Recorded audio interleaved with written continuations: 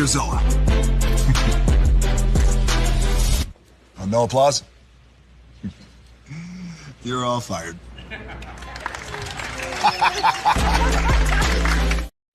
Hey, good morning, America.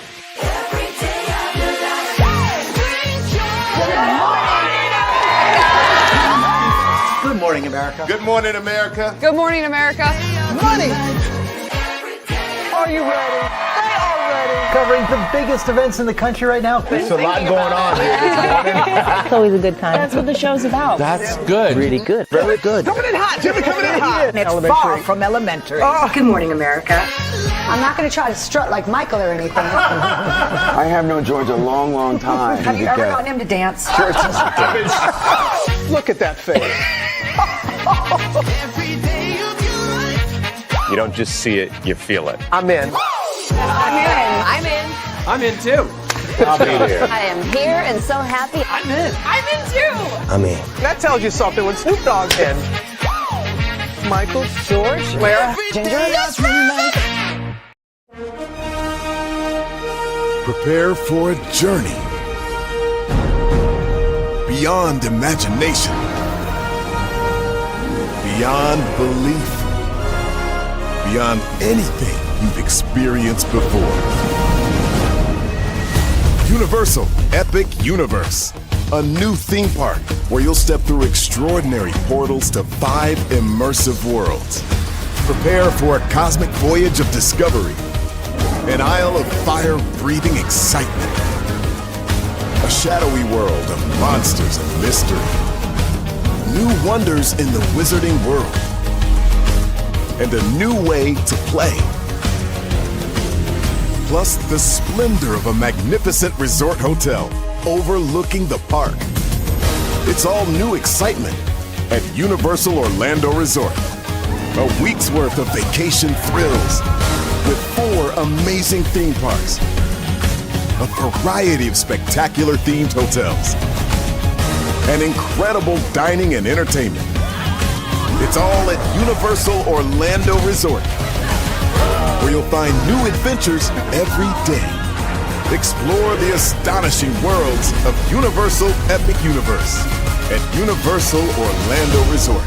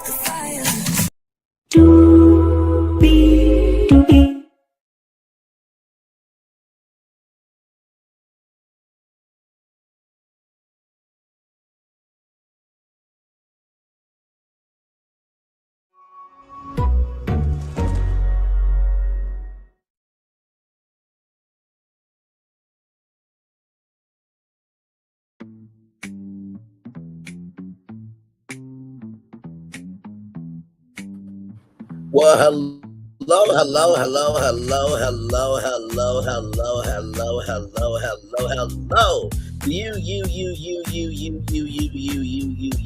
You welcome into another edition of Braylon Lee's virtual tour live. We are live on tour. It's 11:06 in the morning on, I believe, yes, the very last Monday of July 2026. Glad to have you all here. We have 1, 2, 3, 4, 5, 6, 7, 8 destinations for you all this morning. Nicki Minaj is in the news, but wait till you hear what the president said about Nicki Minaj. And Nicki apparently is not here for it, but I thought y'all were best friends.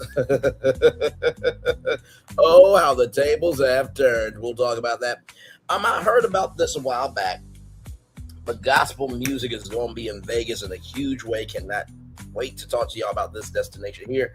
WeTV has a brand new show.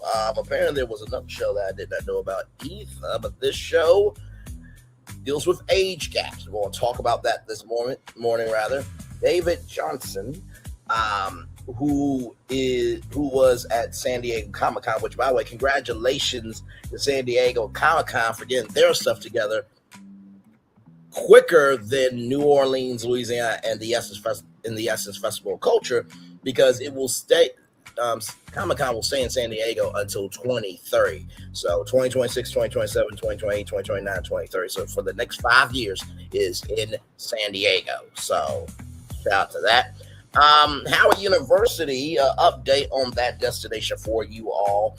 And plus, wait till you hear what Howard University has to say, even though they are one of the biggest privately owned HBCUs in the country, really, dare I say, in the world, rather. Matchbox, you played with the cars as a child, but now it is an action-packed movie. We'll talk about that.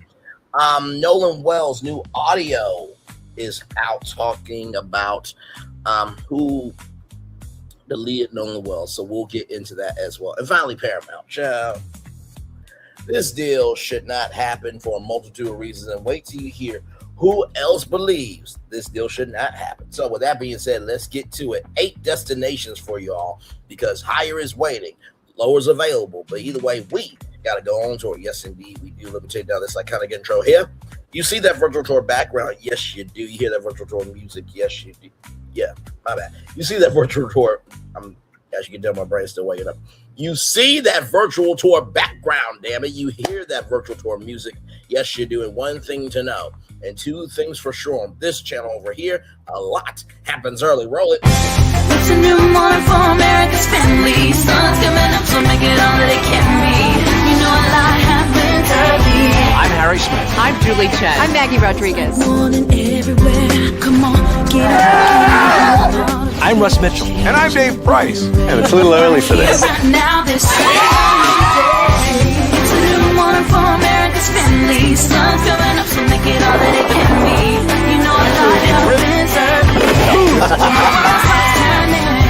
Every day's good when you started it out right. But whenever you start the daylight, and a lot happens early.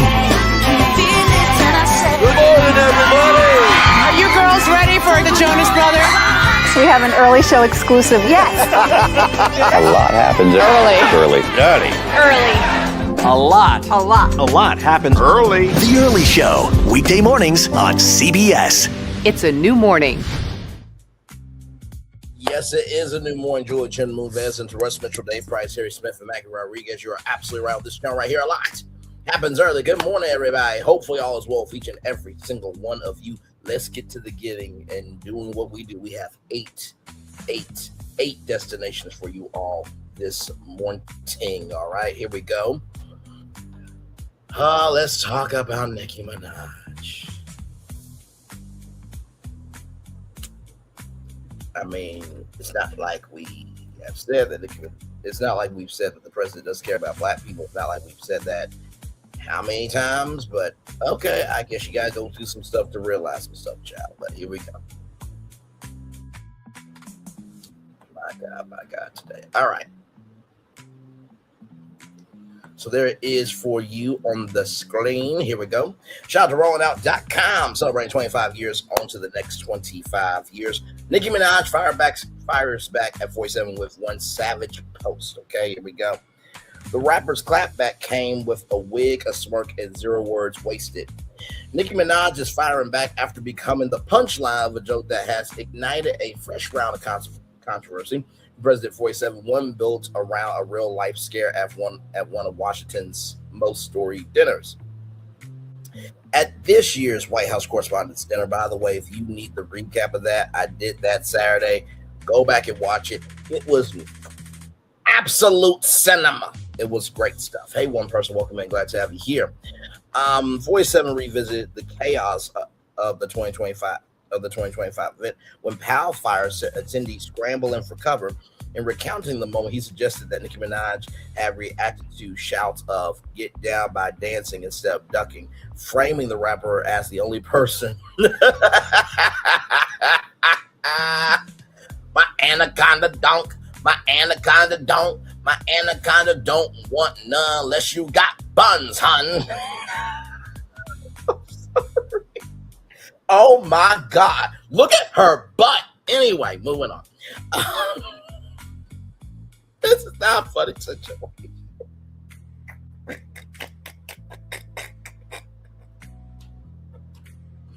Okay. Moving on. Who misunderstood the urgency of the command. Well, here's the thing, right? It wasn't just Nicki Minaj, because apparently Dana White said it would have been cool to be powed. It would have been cool, rather, to be half powed. It would have been cool to have been powed at the White House Correspondents' Dinner. That's what Dana White said. So yeah, it wasn't just Nicki Minaj, it was also Dana White. The remark, delivered as a punchline, quickly spread across social media, where the clip of the moment amassed nearly 10 million views within days. The joke that didn't land. The reaction to the bit was swift and largely unfavorable. Critics online argued that the setup echoed a much older, widely condemned trope, long associated with racially charged humor rooted in the Vietnam era. The framing, they said, recycled a joke structure that has circulated for decades in far less flattering context, and using Minaj as a black woman as a centerpiece struck many observers as tone deaf rather than clever.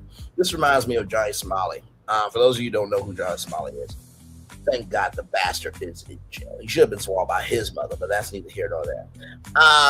There was these Vietnamese women, right, that were basically concubines for the army, right? And they have these statues, right, to honor the fact that these women went through pain.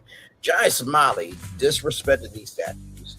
He has thrown noodles at a owner in a convenience store in I think it's Japan or Korea, overseas, right?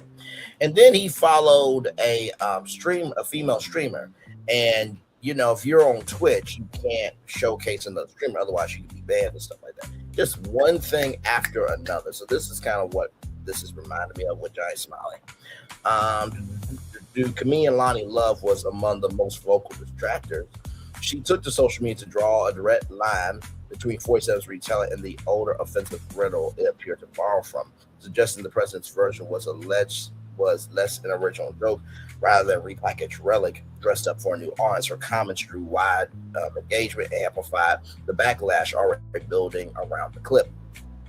An unlikely political part of what made the exchange sting is the unusual relationship between 47 and Minaj. Yeah, it was so unusual when Minaj went to oh my God, what is it called? Turning Point USA conference, and she said our handsome, dashing president. What?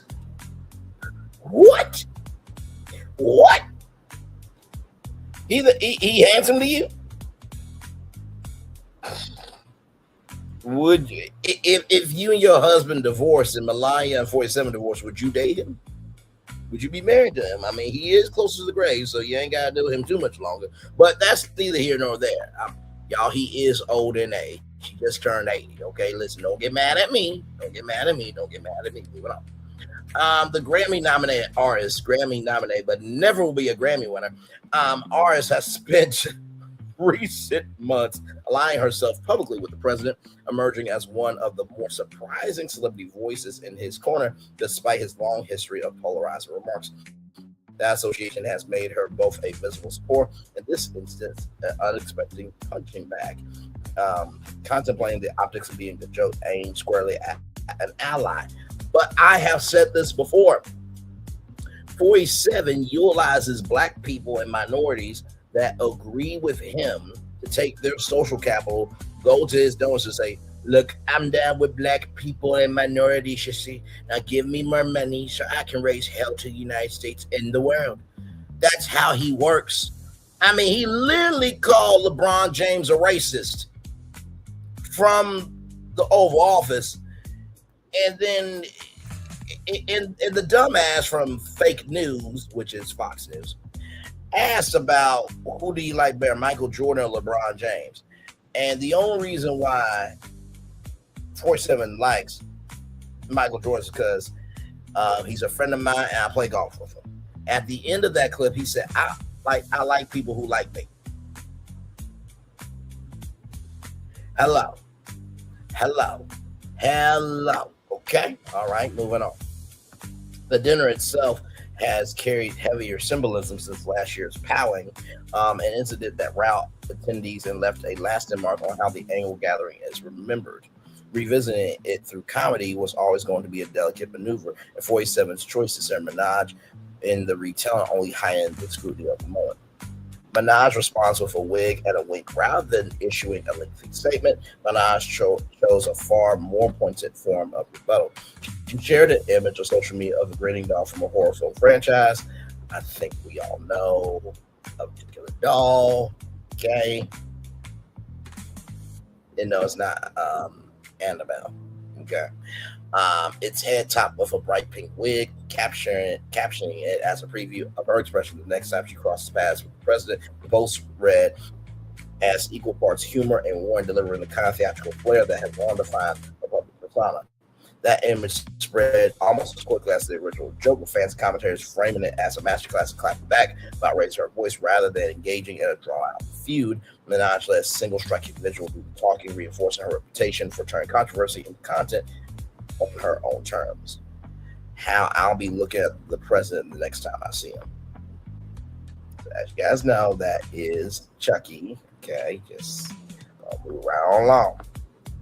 Y'all, here is the joke here. Here we go. Oh, doggone it. Will it play? Okay, it will play. Okay, give me a moment, y'all. Oh, gosh.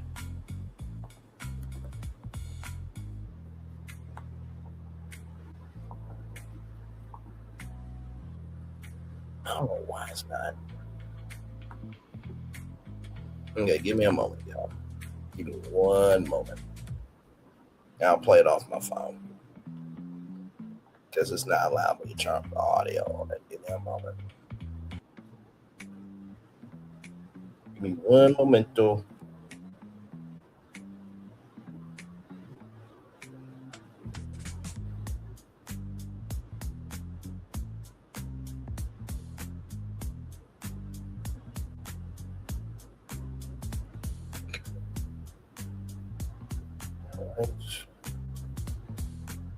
Go.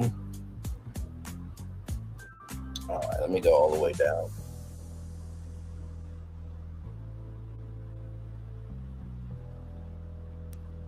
Okay.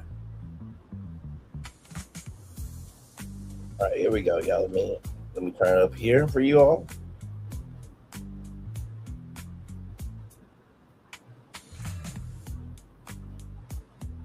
All right, here we go. Y'all ready? This is the president of the United States. Here we go. But after hearing the gunshots, many people yelled, get down, which caused Nicki Minaj to start twerking. Do you believe it? Get down. She's the only one that really understood what that meant.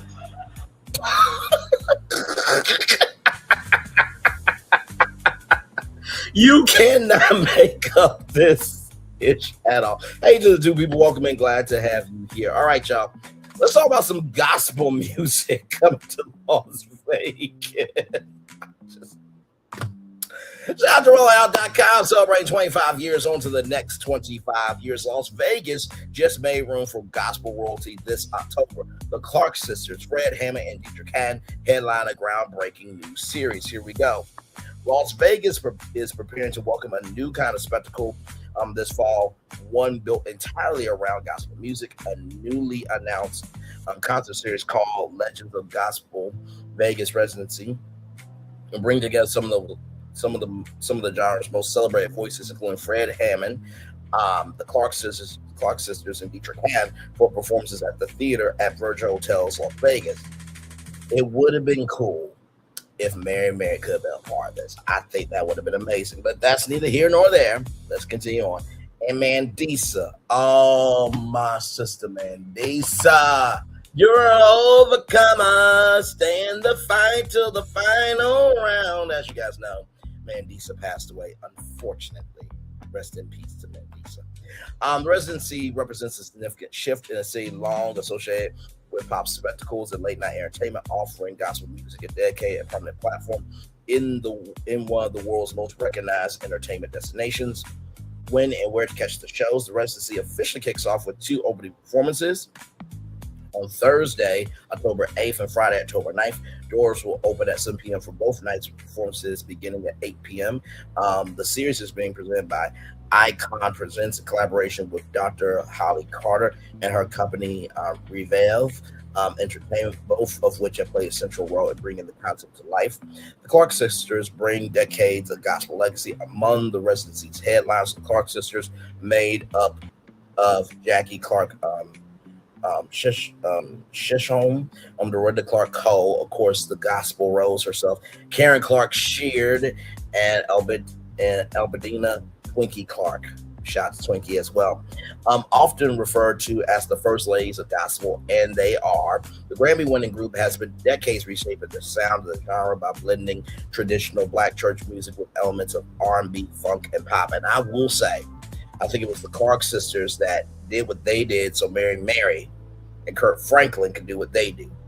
Just keeping it a buck, you know what I mean?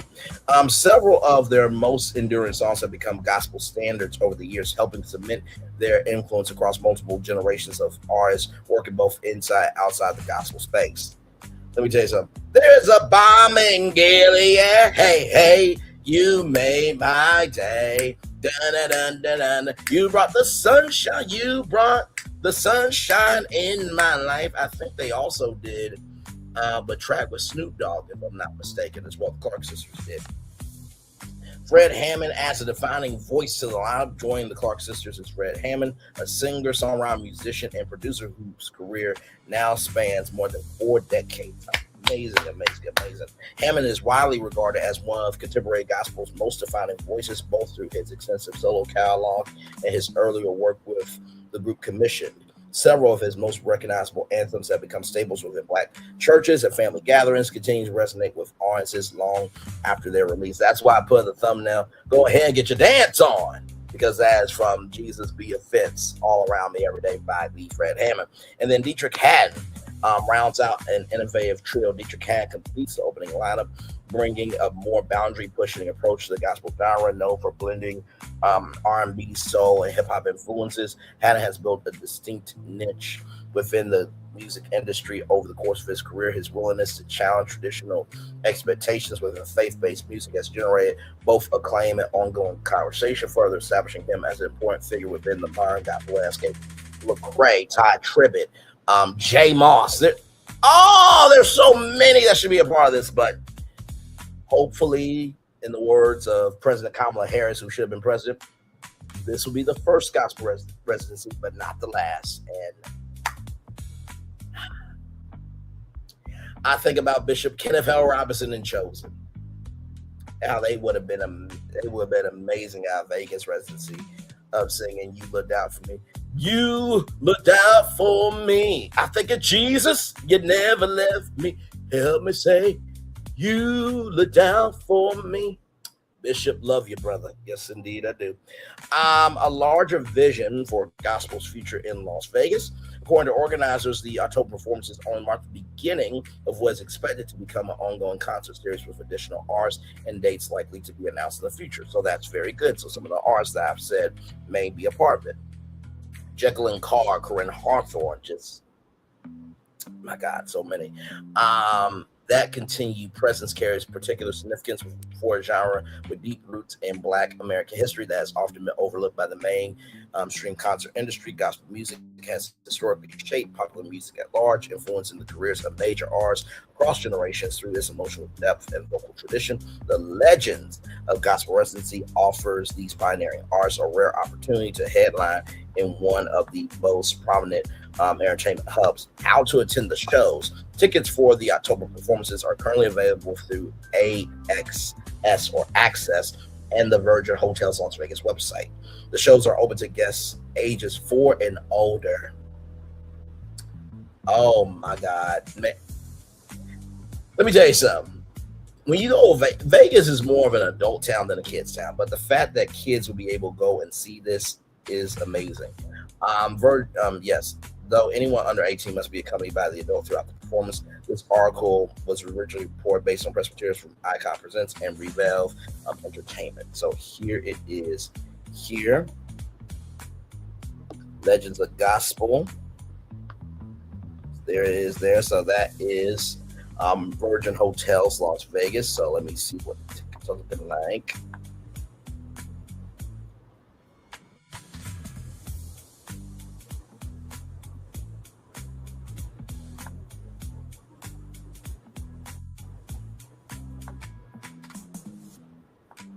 Okay, so check this out. They also, let me just show y'all this here. So they have a meet and greet ticket not included. This exclusive VIP meet and greet gives you a personal moment with the Clark sisters, Fred Hammond and Dietrich Hanfo, opportunity, a chance to say hello, a keepsake memory from an unforgettable night of gospel music, limited to a few guests. Don't miss your chance. Okay, so let me show you how much that will be. So right here, right, this is just for a meet and greet, okay? $114.94. That's not bad for a meet and greet with those legends, okay? I'm just going to keep it a buck with you, okay? Now let me show you how much the tickets will be just for tickets by themselves, okay? So.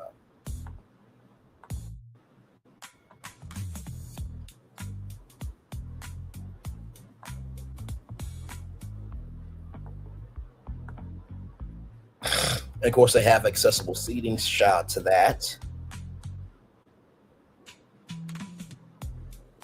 You can, of course, download the Access app to get your tickets.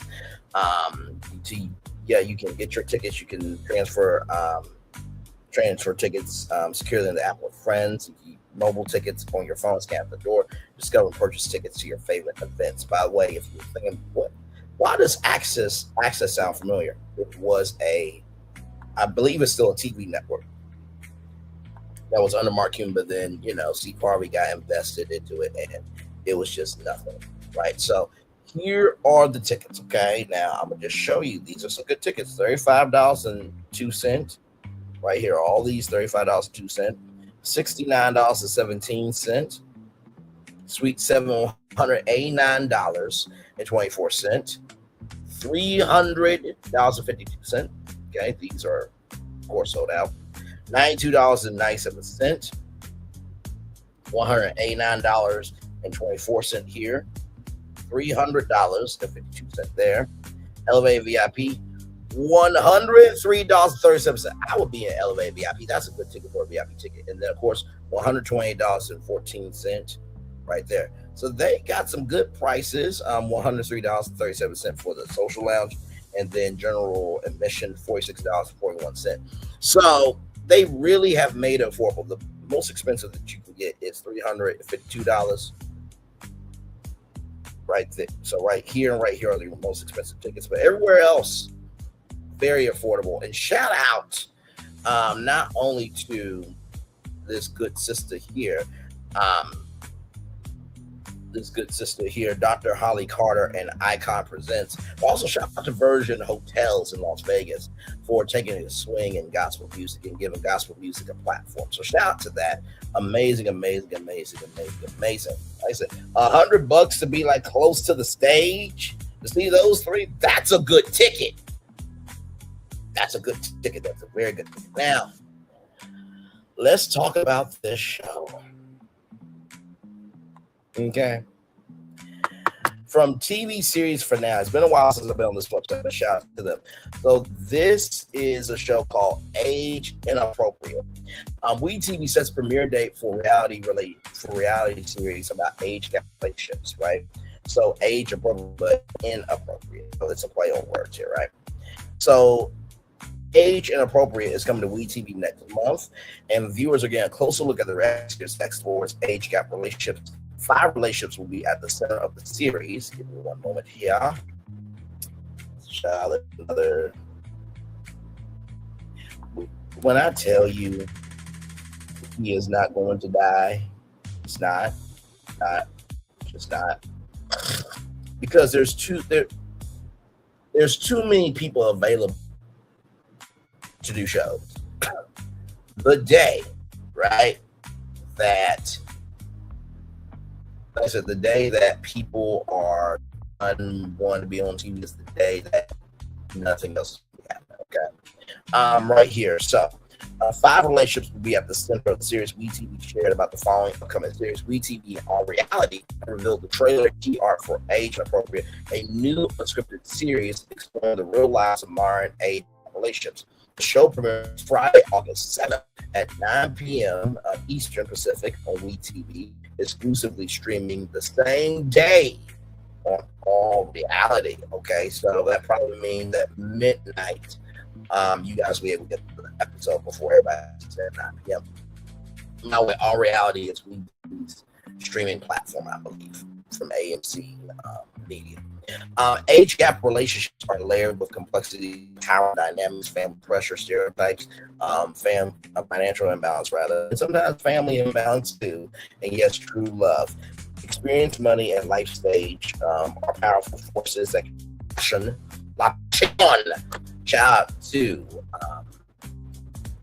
out to Dexter and the world of Dexter for sure. And damn, I cannot wait for Resurrection to come back. Oh my god, that was so damn good. Can turn passion into pressure, sexual chemistry into combustion, and love into resentment. Can couples separated by decades truly build a lasting love? What's lying already on the wall? Age Inappropriate seeks to uncover, explore how and why behind what makes these relationships work or completely fall apart. Now, shout out to Diana Rose because she said apparently Sweet Tea deleted pictures of her and Dr. G. Allegedly. So we'll get into it. Well, we won't get into that, but the only reason why I bring that up is because you guys remember on Married to Medicine, that was an age gap relationship. So who knows? So here we go. Now, y'all, listen, here we go. Meet the couples. Dr. Eric, 74. Tanisha, 33 years old. New Orleans, Louisiana, that's all related that the good times roll, baby. Tanisha was instantly enamored by Dr. Eric, a distinguished, suave kidney doctor whose charm and lavish lifestyle made their 41-year age gap easy to ignore. However, 3 years into marriage, that gap is starting to surface. Even though they're building their dream house together, Tanisha wants to feel secure and equal partner in the marriage, but her name isn't anywhere on the will. Child. He's 74 years old. He's on his way out, but there's your name's not anywhere on the deal in the will. Okay. If something happens to him, Tanisha will be left with nothing for Eric be able to trust, tight enough to let her in, and will continue to accept Eric's terms, even with her whole life in front of her. Child, here we go. Brooke, 47, and Kai, 28. Before meeting, both Brooke and Kai carried deep wounds. They're connected quickly, bonding for shared trauma, and got engaged within 2 months. Now eager to get for a long time, they have embraced a no-holds-barred, pleasure-seeking lifestyle, even becoming full-time OnlyFans creators. All right. Their loved ones question whether their relationship is truly healthy, especially as Kai steps into the stepfather role for Brooke's kids, who are closer to his age than she is. Is this real love? or intense response to unresolved pain. Okay. Kent, 60, gay and 29, Honolulu, Hawaii. Aloha, brothers and sisters. Yes, indeed. Shout out to everybody in Hawaii. Kent is a wealthy passport bro, and Jay Ann is the one who seemed to land a dream life in Hawaii. Today, their whirlwind romance has met reality. Beyond a 31-year age gap, they faced rather deep cultural and generational divides. Jay Annie hasn't been home to the Philippines in over 3 years. Child, not some 90-day fiance energy in this thing. Oh my God. Oh my God. Oh my God. Oh my God.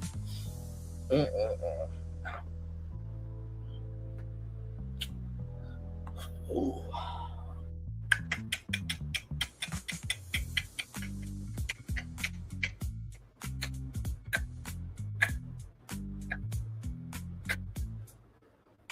I just gotta rest with that for a second. You haven't been to the Philippines in what, 3 years, 2 years, however long? And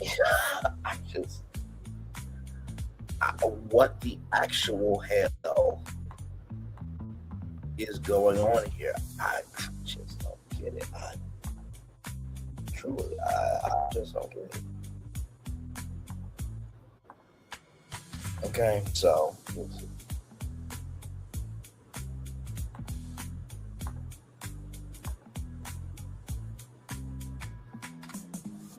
don't worry, I'm trying to bring up the key art here so I can see. Oh, it's not the key art of the couples. Okay, John. I thought it was going to be that. Okay. You know. Let's continue on here. Yeah, in over 3 years, desperately miss her family, friends, and culture. Before marriage, can't promise regular visits, but now regular visits. But with 3 children and the demands of daily life, those plans have fallen to the wayside. Now tensions are rising as Jay Ann struggles to find her independence, while Kent keeps a close eye on their finances. Can they find a balance to make this relationship work, or will their differences pull them apart? And then we have Janet, 60, and Drew, 40. Janet is a nightlife mogul and a celebrity, powerful, connected, and clearly the breadwinner. Drew, meanwhile, lives in her orbit with no established career of his own. Wait, TD, why are you making me review this damn show? And not making me review, but I want to review because what? Okay. Functioning as part-time assistant, part-time bike, full-time trophy husband, Jan has encouraged Drew to find his own lane, while her family and friends openly question why a woman as successful as she is would tie herself to someone with limited prospects. But many of these friends are also optimistic haters who would rather see Janet fail than win, which Drew sees as a problem. When they both be able to make the changes, the other needs to keep this relationship intact. Vic, 50, and Caroline, 24, Troy, New York. Vic is a serial age dater and self-proclaimed New York playboy shaped by past divorce that left him wary of commitment. At 24, Caroline seems like it's perfect match, easygoing, materialistic, and drawn to his larger-than-life personality. The cracks are forming as Caroline begins to think about the future, hoping for signs of commitment and a life they can build together. Vic remains rooted in his independent lifestyle, spending long nights running his 6 businesses and often blurring boundaries with female clients and staff. Yeah, you need like a 30-piece hot honey rub, all drums from Wingstop to eat and watch this show. While Caroline finds herself increasingly isolated, rarely seeing friends her own age, rarely seeing friends her own age with trust and tension rising. One will Caroline take before she breaks? Age Inappropriate is executive produced by Mark Herwick and Simon Ashe for Range Studios, alongside showrunners Sharm Quincy and Noah Muskel. Jason Kozo serves as executive producer. So here we go. Now that's a sneak peek, right? But here is the actual trailer. Okay, so here we go. Oh my God, this is too much.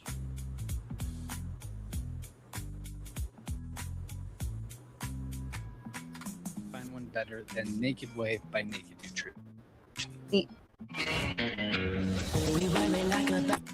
So 74-33. Hang on, I'm gonna bring these up here so that way we can make it do what it do. So 33-74. So Tanisha. So that's Tanisha right there, and then that's Dr. Eric, okay? Ooh, I love how they play with the letters and numbers here.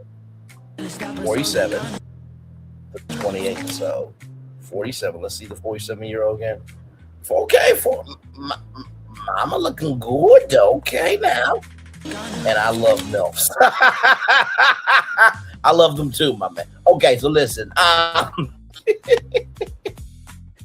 So the 47-year-old is Brooke, right? And then the 28-year-old is Kai, right? So, Kai Sanat, you got a brother who loves MILFs. He should be at Streamer University in Europe. Moving on. 40 and 60. Wait, she's 60? I know you motherfucking lie. She is not 60. She is not 60.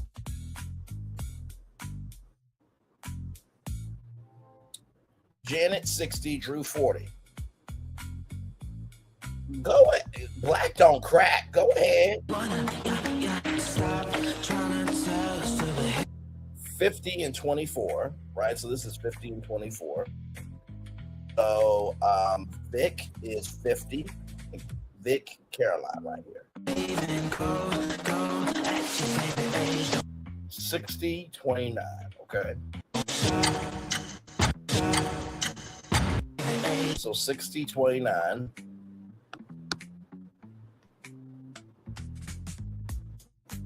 So Kent is 60 and Jay Ann is 29. Clock's ticking. For me or for you?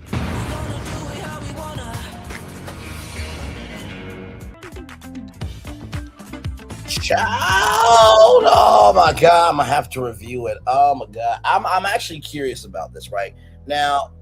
I don't know if y'all know this, right? Of course, there's been Love After Lockup for a long time, but apparently there's another show called This Is Polly. Okay, did not know about that. Okay, because Chadwick, we TVs are in a weird spot right now, right? They used to have Growing Up Hip Hop. That series stopped. They had Brat Loves Judy. They didn't really say anything about that series being picked up again.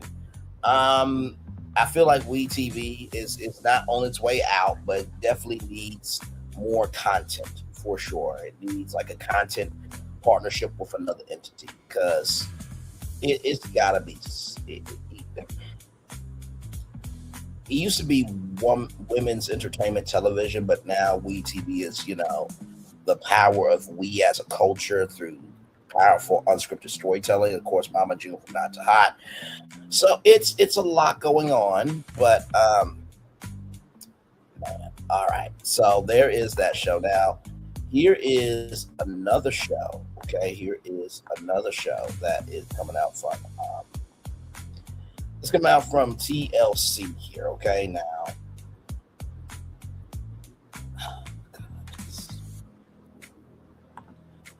we'll watch the trailer here in a little bit, okay? So here we go.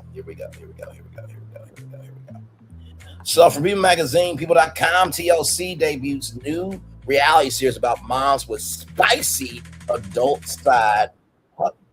film side hustles in Double Lives of Suburban Wives. Exclusive. The new reality series Double Lives of Suburban Wives premieres Sunday, August 9th on TLC. Okay, so here we go. People has the trailer for TLC's latest reality show, Double Lives of Suburban Wives. The series follows 6 housewives who turned into filming adult content to provide for their families. Double Lives of Suburban Wives premieres Sunday, August 9th on TLC.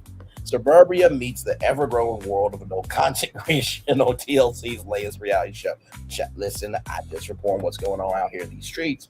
People has the exclusive trailer for the Double Lives of Suburban Wives, following 6 housewives as they dabble in the raunchy side hustles as adult content creators to build a better life for their families. On the surface, it may look like we're typical housewives, but we're not. One housewife said from the trailer. Behind our perfect suburban lives are the secrets that nobody sees. In the trailer, we are introduced to 6 St. Louis couples. DTF St. Louis on HBO. Oh my God. It's all back around. Who took a chance on the unconventional way to making a living. So this is Megan, right? And this is Tammy. Okay. So Tammy and her husband, Drew, are the couple who started off. Tammy once a registered veterinary nurse, but now is a full-time adult content creator. The pair serve as the anchor of the group, providing a sense of community, offering guidance to other couples. However, things aren't quite simple as Tammy tries to balance her faith with her job. Being a Christian, I do struggle with that, Tammy says. I was a teacher. I was struggling, Megan says. I can see why people were coming, to the parent-teacher conferences. I can see why. I'm here. Mm-hmm. Yes. Do you mind if we can maybe go out to Chuck E. Cheese and he plays and we talk about my child and all? I could see why. I mean, she's a good-looking woman. Okay, now that pisses me off. Kenyan-born NFL player deployed. Y'all, it's getting too ridiculous out here. But then again, some of 47's supporters, family members, friends, and their kids have been deployed, which we pray for those people. We don't pray for the people who vote for 47. They deserve what the fuck they get. But anyway, moving on. I was a teacher. I was struggling, Megan says, after taking on her sexy side hustle. Her secret was exposed, resulting in her being fired from her teaching job. Now Megan must decide between returning to her passion for teaching or prioritizing financial security. Brianna and Heather. So this is Brianna. That's Heather. Before Megan, Brianna lost her teaching job after a very public outing as she embraced adult content creation as her full-time job. She and her husband, Phil, became overnight sensations and are the wealthiest couple in the group for the trailer. Despite this, their relationship grows since as Phil reveals they don't have sex anymore. Later in the trailer, Brianna knows she caught him for the second time and divorce is now off the table. So I'm guessing that Philip has cheated. I'm guessing. For Heather and Sean, making adult content gave them a way to earn the most money and the most time with our families. However, they've kept this a secret. They have kept this a secret from everyone around them, including Sean's mother, who lives with them. Well, they're about to see on national television, so including Sean's mother, who lives with them, and Heather begins to doubt if the path she chose aligns with her true self. So that is Emma. So this is Emily right here, and this is Macy. Oh my God. So this is Emily and Macy there. Where's Sean at?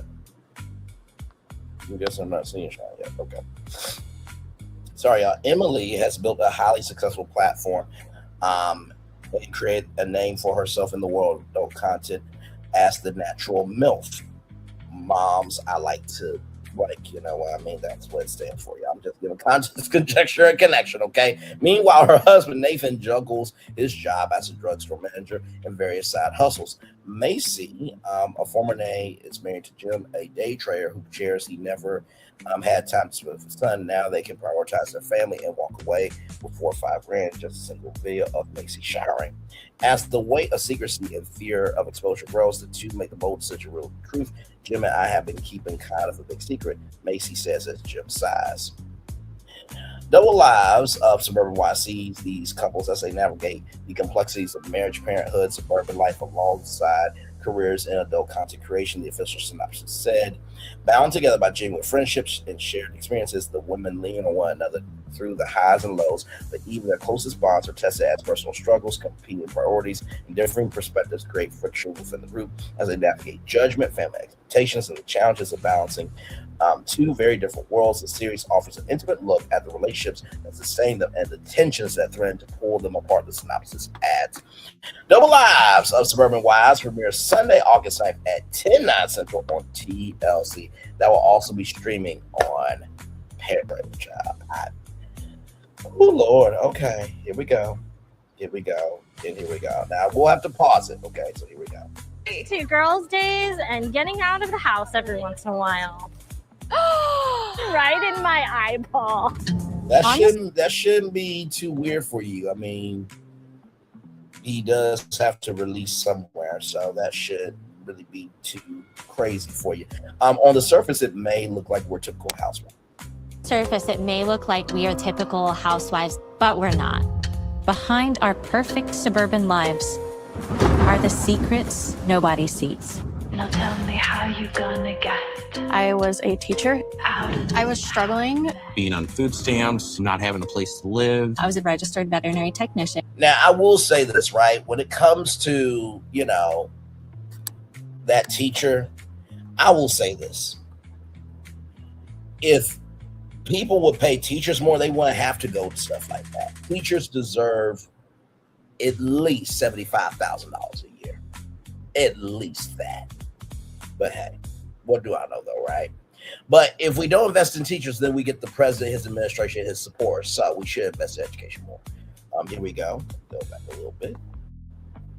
And not having a place to live, that's real for the kids too. You know what I mean?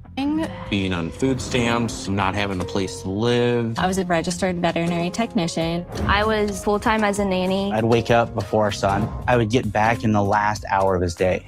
What can we do to make the most money that gives us the most time with our families? I don't know what the right answer is. I need your guys' help. Down the stairs, through the basement, through the garage. We do full-time adult spicy content for work now. Oh my. She would shower and walk away with $4 or $5 grand. Woo, wait a minute. That was a torch blower. Hang on a second. Oh my God. And by the way, look at this. Like, okay, now listen, I'm gonna be real with you. If now, I'm not trying to give me advice, okay? I'm not trying to give me advice. But if I was, it would just be better to do a podcast because this type of stuff is usually for like a podcast. Hey, I'm in bed. We're gonna talk about sex, relationships, this, that, and the third, right? But moving on. See content for work now. She would shower and walk away with $4 or $5 grand. Jim and I have kind of been keeping like a big secret. Is it a good secret? Is it a good secret? Okay. Adult content. Look at Granny's face! Look at Granny's face! Look at Granny's face! What? What the hell? What the actual hell? Let's continue on. I'm known for being. Why is this giving me Kara from 90 Day Fiance? Oh my God. By the way, a natural MILF usually has more thickness and curves, okay? And the titties are, more voluptuous, just saying. And the donk is donking. Being the natural milk. What does MILF stand for? Can you say that? Let's get some new moms in here. Started as a fun. Oh my God, this is giving me the secret lives of Mormon wives. And you know what happened with all that? Social media group that we have. Women like having So there they are on the boat. fun, creating content. Okay, wait a minute. I think that one's the teacher. Okay, I can see why she make it a no comment. She blessed with it. That's the money shot. Make love to the camera. Thank you guys so much for all your advice. So living this life together. It just looks like a piece of string. What even is it? That's like a micro bikini. Like my boobs are not going to fit in that. Would it be fair to say because let's go back. Like a piece of string. Would it be fair to say because you don't have any now? There is a oh my God, what is it? Pepper bras. That's what it is. Let me. Like I said, I'm not giving advice, okay? I'm not. But there is this thing called pepper bras that are for those women who are not blessed, okay, with those cup sizes, okay? So that is pepper bras right here, okay? So that is a pepper bra right there, okay? Let's get back to the trailer, child. Oh, my Lord, just this is a lot. Dream? What even is it? That's like a micro bikini. Like, my boobs are not going to fit in that. One person found out, and 2 people found out. I lost my job. Our plan was not to come out. How long have you worked for the FBI? I'm hiding such a huge part of my life. Girl. That's a lot for your kids to take in. Being Okay, so I'm thinking she's trying to be Catwoman. a Christian, I do struggle with that. My dad is Oh, a preacher daughter. Oh, it's giving me preacher's daughters from Lifetime. a pastor. It was a bit of a earthquake through the family. You're still talking. You're right. I have no sex life with my wife. What? Ooh, Lord. I caught him for like the second time. Divorce is not off the table. Makes me wonder if we thought it all the way through. Not the new American Dream child. I see why she does content. She's a gorgeous woman. I manage the talent. Nobody can manage all this. Ooh, loaded. Okay, TLC, HBO Max, and Discovery Plus. All right, let's roll on. This is gonna be a pivot. Let's talk about Black Panther. From Variety.com, Black Panther 3. You never know what's going to happen on this damn show. In the words of Wendy Williams, the masks. Anyway, from Variety.com, Black Panther 3, David Jonsson to play T'Challa's son. T'Challa's son. I need everybody to use their fundamental reading skills. He's not playing T'Challa, he's playing the son, okay? Set as December 2028 release date set, okay? So this is him right here, okay? I don't know this brother's work personally, but obviously you just don't get to be T'Challa's son without doing some work. So let's give him some love, grace, and space. The Boseman family was very supportive of, everybody saying let's not fill the role, but the Boseman family understood that if we don't do that, then the legacy of Black Panther dies as well, right? So, and I think Chadwick Boseman wanted to continue on as well. So, Black Panther is back. David Jonsson has been cast as the new Black Panther and is playing T'Challa's son in Black Panther 3. Out December 15th, 2028, the film will follow Johnson's character as Prince T'Challa II, as he comes of age after he was introduced as a child in Black Panther Wakanda Forever. Director Ryan Coogler will return for the third film as well as Letitia Wright, Praza Hero as Shuri, and Winston Duke as Mobatu. The news was announced at Marvel's Comic-Con Hall H panel. I wonder if Michael B. Jordan's going to be in this too. Wright took over as Black Panther for late co-star Chadwick Boseman, and Black Panther Wakanda Forever. Shuri, who becoming the eponymous superhero Boseman, who portrayed T'Challa in the first Black Panther, died of colon cancer at age 43 in 2020. When Coogler was working on a sequel, the character T'Challa II was introduced as T'Challa and Nakia Nyong'o's son in Wakanda Forever. Now, I believe they could have also had a daughter. Okay, maybe it might have happened off screen. I want that. I want a Black family of 4 people. Okay, listen.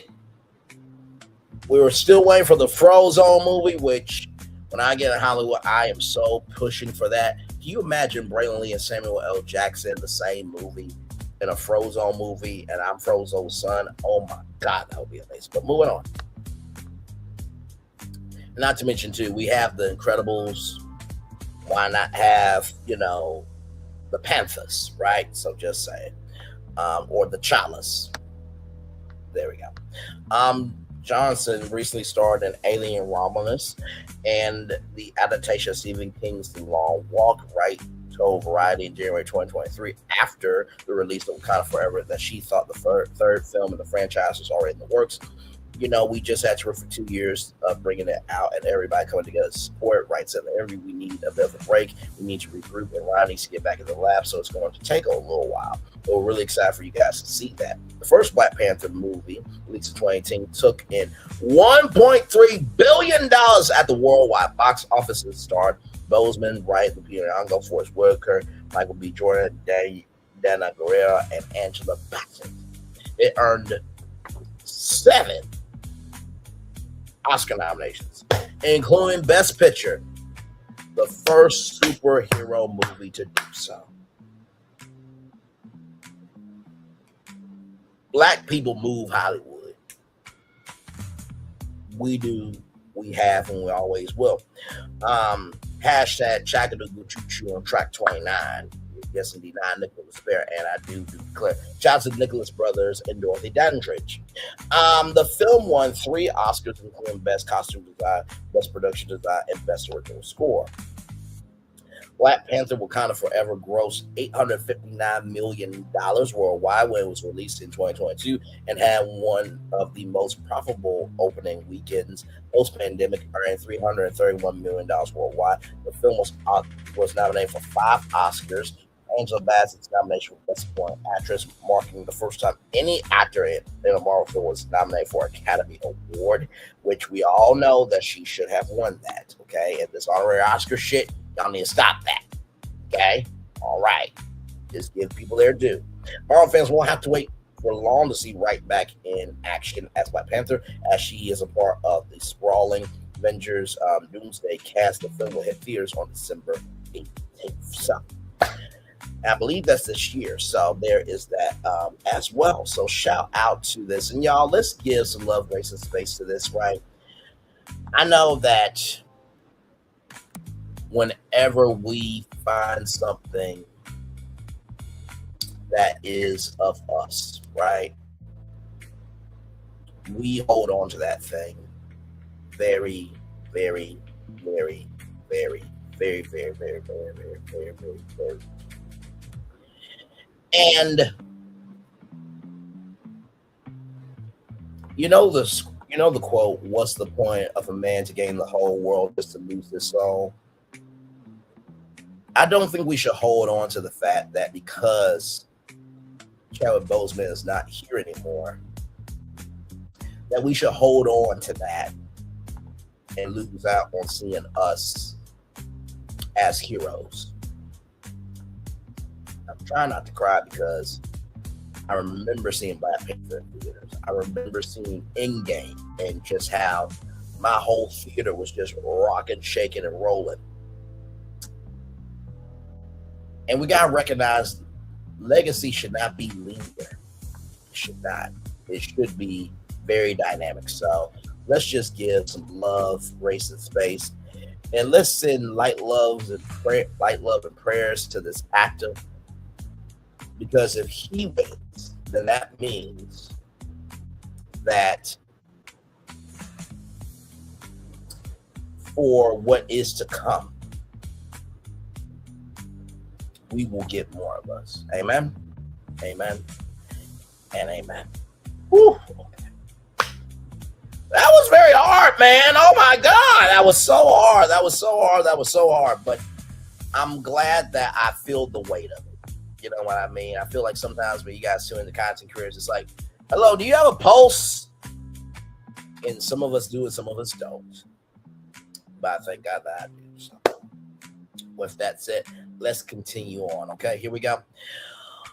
From let me see this here. From let me see.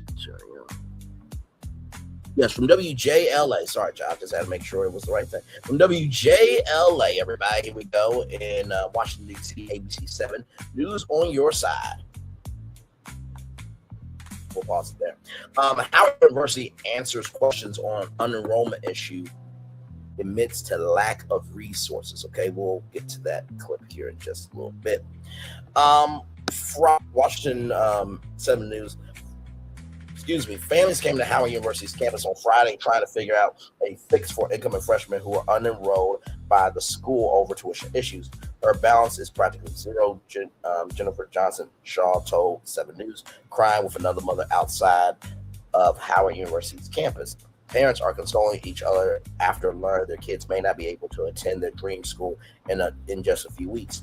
Over 500 students were unenrolled from Howard University just weeks before the fall 2026 semester begins. I came straight from the airport from Chicago. I came in this morning.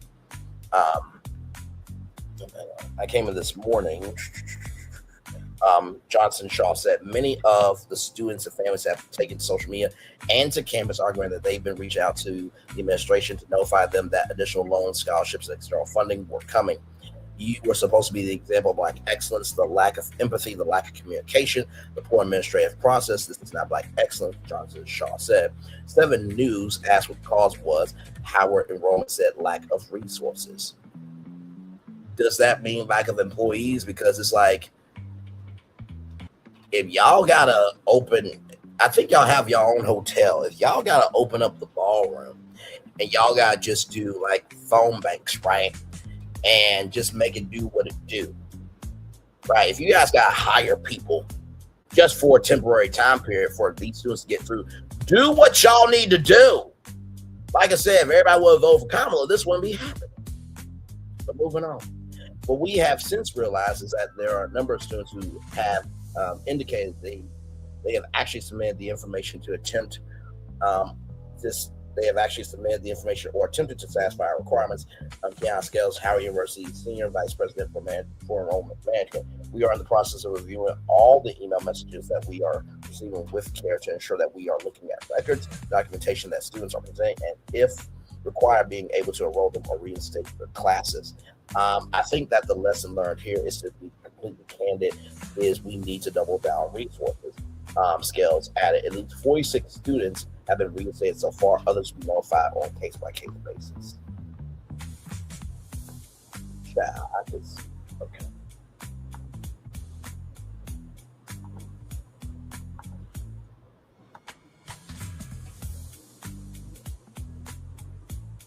Let's see this. Spectrum Internet customers, we're so sure you'll love Spectrum Mobile. We'll give it to you free for a year. And we'll even pay off your phone balance up to $500 per device. Click now or visit a Spectrum store near you. The clouds. It's been a day. It's been a lot of people on social media have been discussing about what's been going on. Yes. So why don't you just kind of walk me through and tell me what happened from the beginning? Absolutely. So at 2:19 yesterday, I and about 400 to 500 other students got an email stating that we were unenrolled from Howard University because we had a remaining balance. They stated that there was no way for us to come back and that they suggested that we come back for another semester as a transfer student. And they gave a little bit of information about how to get scholarship reimbursement in the near future. Now, this was confusing for a multitude of reasons. The majority of us that actually, from what I've seen, all of us that got these were because we hadn't paid, but we didn't need to be in enrollment plans because we either had external scholarships, the FRI 33, which is a military tuition payment, or they had loans that they accepted from Howard University.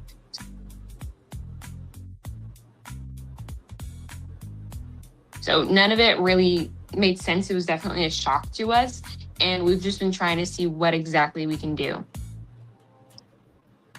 And when you say about 400 to 500 students, how are you kind of accumulating these numbers? Where they come from? So they've been from an amalgamation of group chats, and then also there's been speculation from the different Howard University leaders, people that are in the Houston exec board. So they're just giving us from what they can see from a little bit more of an inside perspective, how many students they think. And then also on like families' Facebook groups as well, people that work within the university but don't work in enrollment or financial aid are also putting out some of these numbers. So it's coming from a lot of different people. And as far as your scholarships and your loans, so I want to learn a little bit more about that because the way that it works for people who don't necessarily know, these are all external scholarships. Yes. How does Howard confirm or deny whether they have that money or not? Yes. So I had 2 scholarships from Howard University. I had an $11,000 scholarship and a $16,000 scholarship that was directly from them. And then I had, originally it was $13,000 that I had to pay off, but it was actually $12,000 because they let you waive your health insurance. They let you waive your health insurance. So for external scholarships, they allow you to document it through this thing called Backpack. So we go in there, we put the name of the scholarship, how much it is, a point of contact, and when we should be getting it, and what it can be applied to, whether it's housing, tuition, both, etc. So I submitted all of those. All the documentation was in there. They had everything they needed. I've actually had a few of my scholarship committees reach out to them trying to give the money to my account, and they haven't got. For those of you who don't know, there is a. Hey, let me see something. Because I think everybody knows about the Common App, right? So there's like a Common App, right, where you can where it streamlines college applications for over 1,000 schools, right? That is a thing. Now there should be the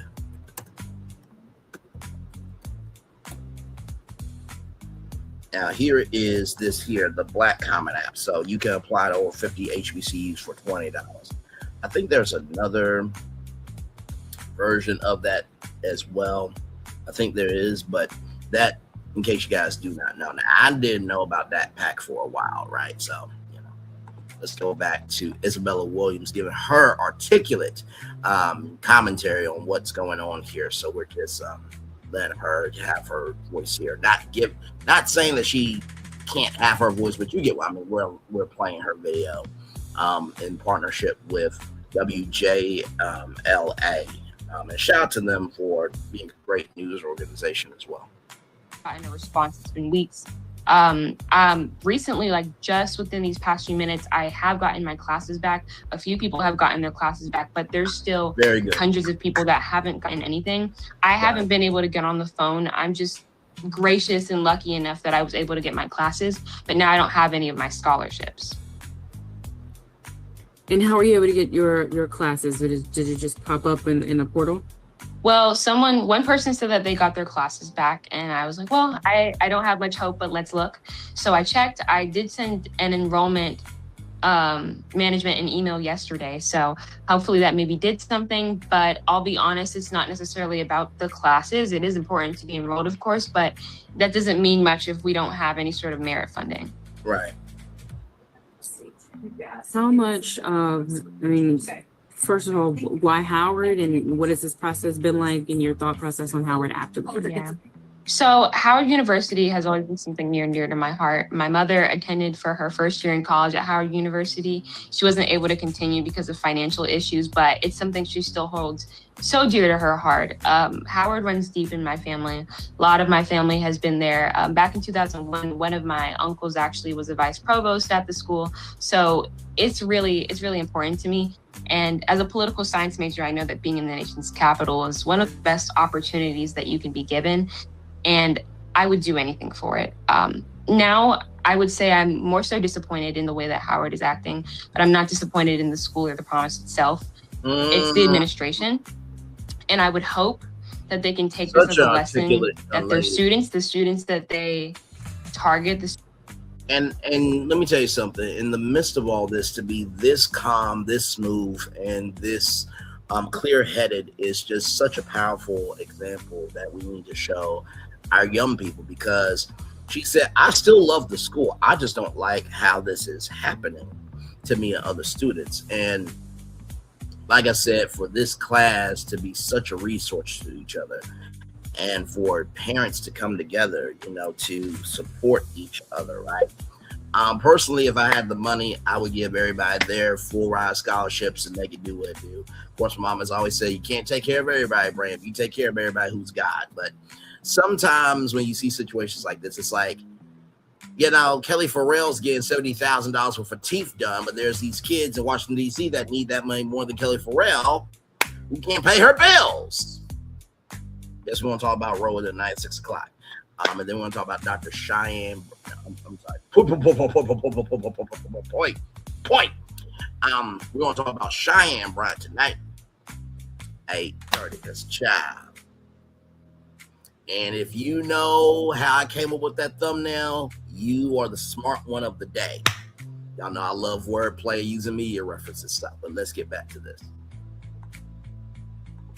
The students that want to come to these schools are not ones that will give up easily. We're leaders, we're fighters. We shouldn't have to be fighting for this. They say that Howard teaches you how to advocate for yourself, but I shouldn't be advocating to afford to go to school or to be able to go to the school that I paid my enrollment deposit for, that I worked to go to. I should be advocating for myself for an internship, not to keep going to school. And Isabella, you mentioned that some of these external or some of these people of contact from these external scholarships have also reached out to Howard University. When did the process of them beginning to reach out to Howard start? It started when I sent them my enrollment verification letter. So that was, I'd say mid-June, and they did what they were supposed to do, or what they thought they were supposed to do. They emailed them, they sent the information. They asked, hey, how can we submit this wireless check? Like, what do we need to do? And they haven't reached back out since. Since I contacted some of them, they've reached out again now, hoping that we'll be able to get something applied. And just run me down the numbers one more time based on the merit scholarships that you received and then the external scholarships that you received. Yeah. So for per semester, it's $30,000 baseline. And I have $11,000 from one Howard scholarship and $16,000 from another Howard scholarship. And then the remainder of the $13,000, $1,000 is getting cut off because of the health waiver. And then the rest is being covered by my external scholarships. I'm not sure how much of a refund that I'm supposed to have at this point, because they keep adding and then taking back different fees. But I do know it should be a couple thousand that I would get back after all of my external scholarships have been applied.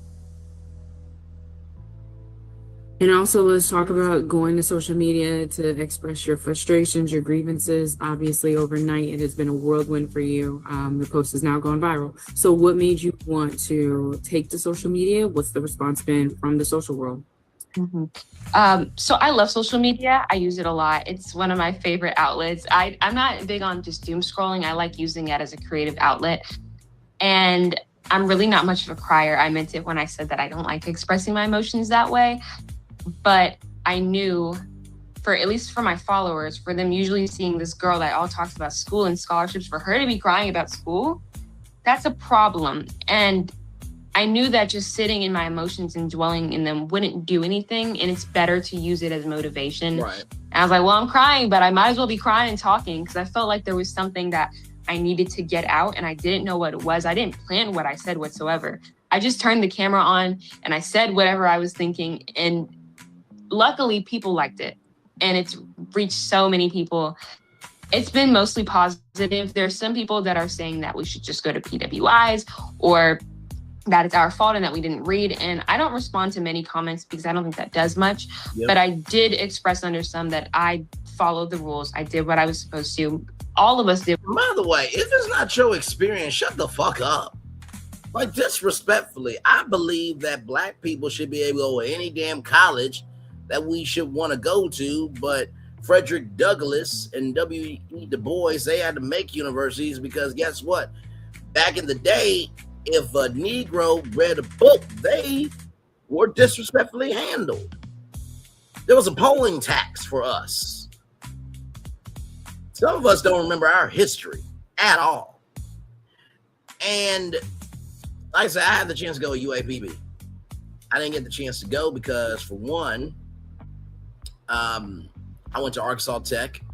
Great experience. I do consider myself an Arkansas Tech alumni, even though I only went for a year, just like Isabella Williams' mom went to Howard for a year, because a lot can happen in a year. But also, too, just because I didn't go to UAPB doesn't mean I don't support UAPB. Doesn't mean I don't support HBCUs. And there are white people that are enrolling in HBCUs. Like recently, there was a report of the enrollment at HBCUs is skyrocketing compared to Princeton and Harvard, because they feel a sense of community. They feel a sense of they are being met with the energy that they're looking for. And not to mention, too, it's affordable. And if you want to be educated around your own people, you should be able to do that shit. Fuck wrong with y'all? Want to say it's y'all fault? Y'all should go PWI. Are you gonna pay for them to go PWI? If not, shut the hell up talking. Damn. Moving on. Did what we were supposed to, and we're just not being met with that same level of transparency. Speaking of doing what you're supposed to, I spoke to another incoming freshman who mentioned that there were emails being sent out saying that there was a deadline coming. When you received those emails, what steps did you take after the fact? Yeah, so when I received those emails, I looked at them, I was like, okay, let me make sure that I don't need to enroll in a payment plan because I know I have this money coming in.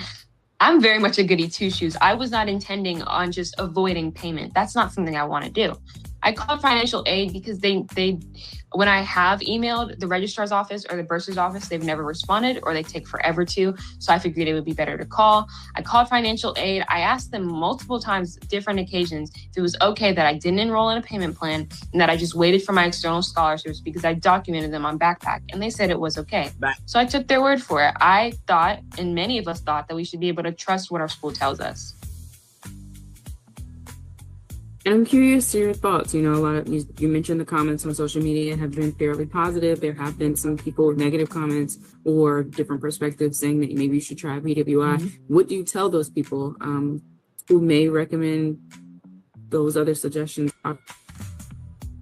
Well, first of all, I would tell them that you shouldn't have to put affordability over comfortability. Mm-hmm. That's simply not how that works. Amen. You should be able to go wherever you want to.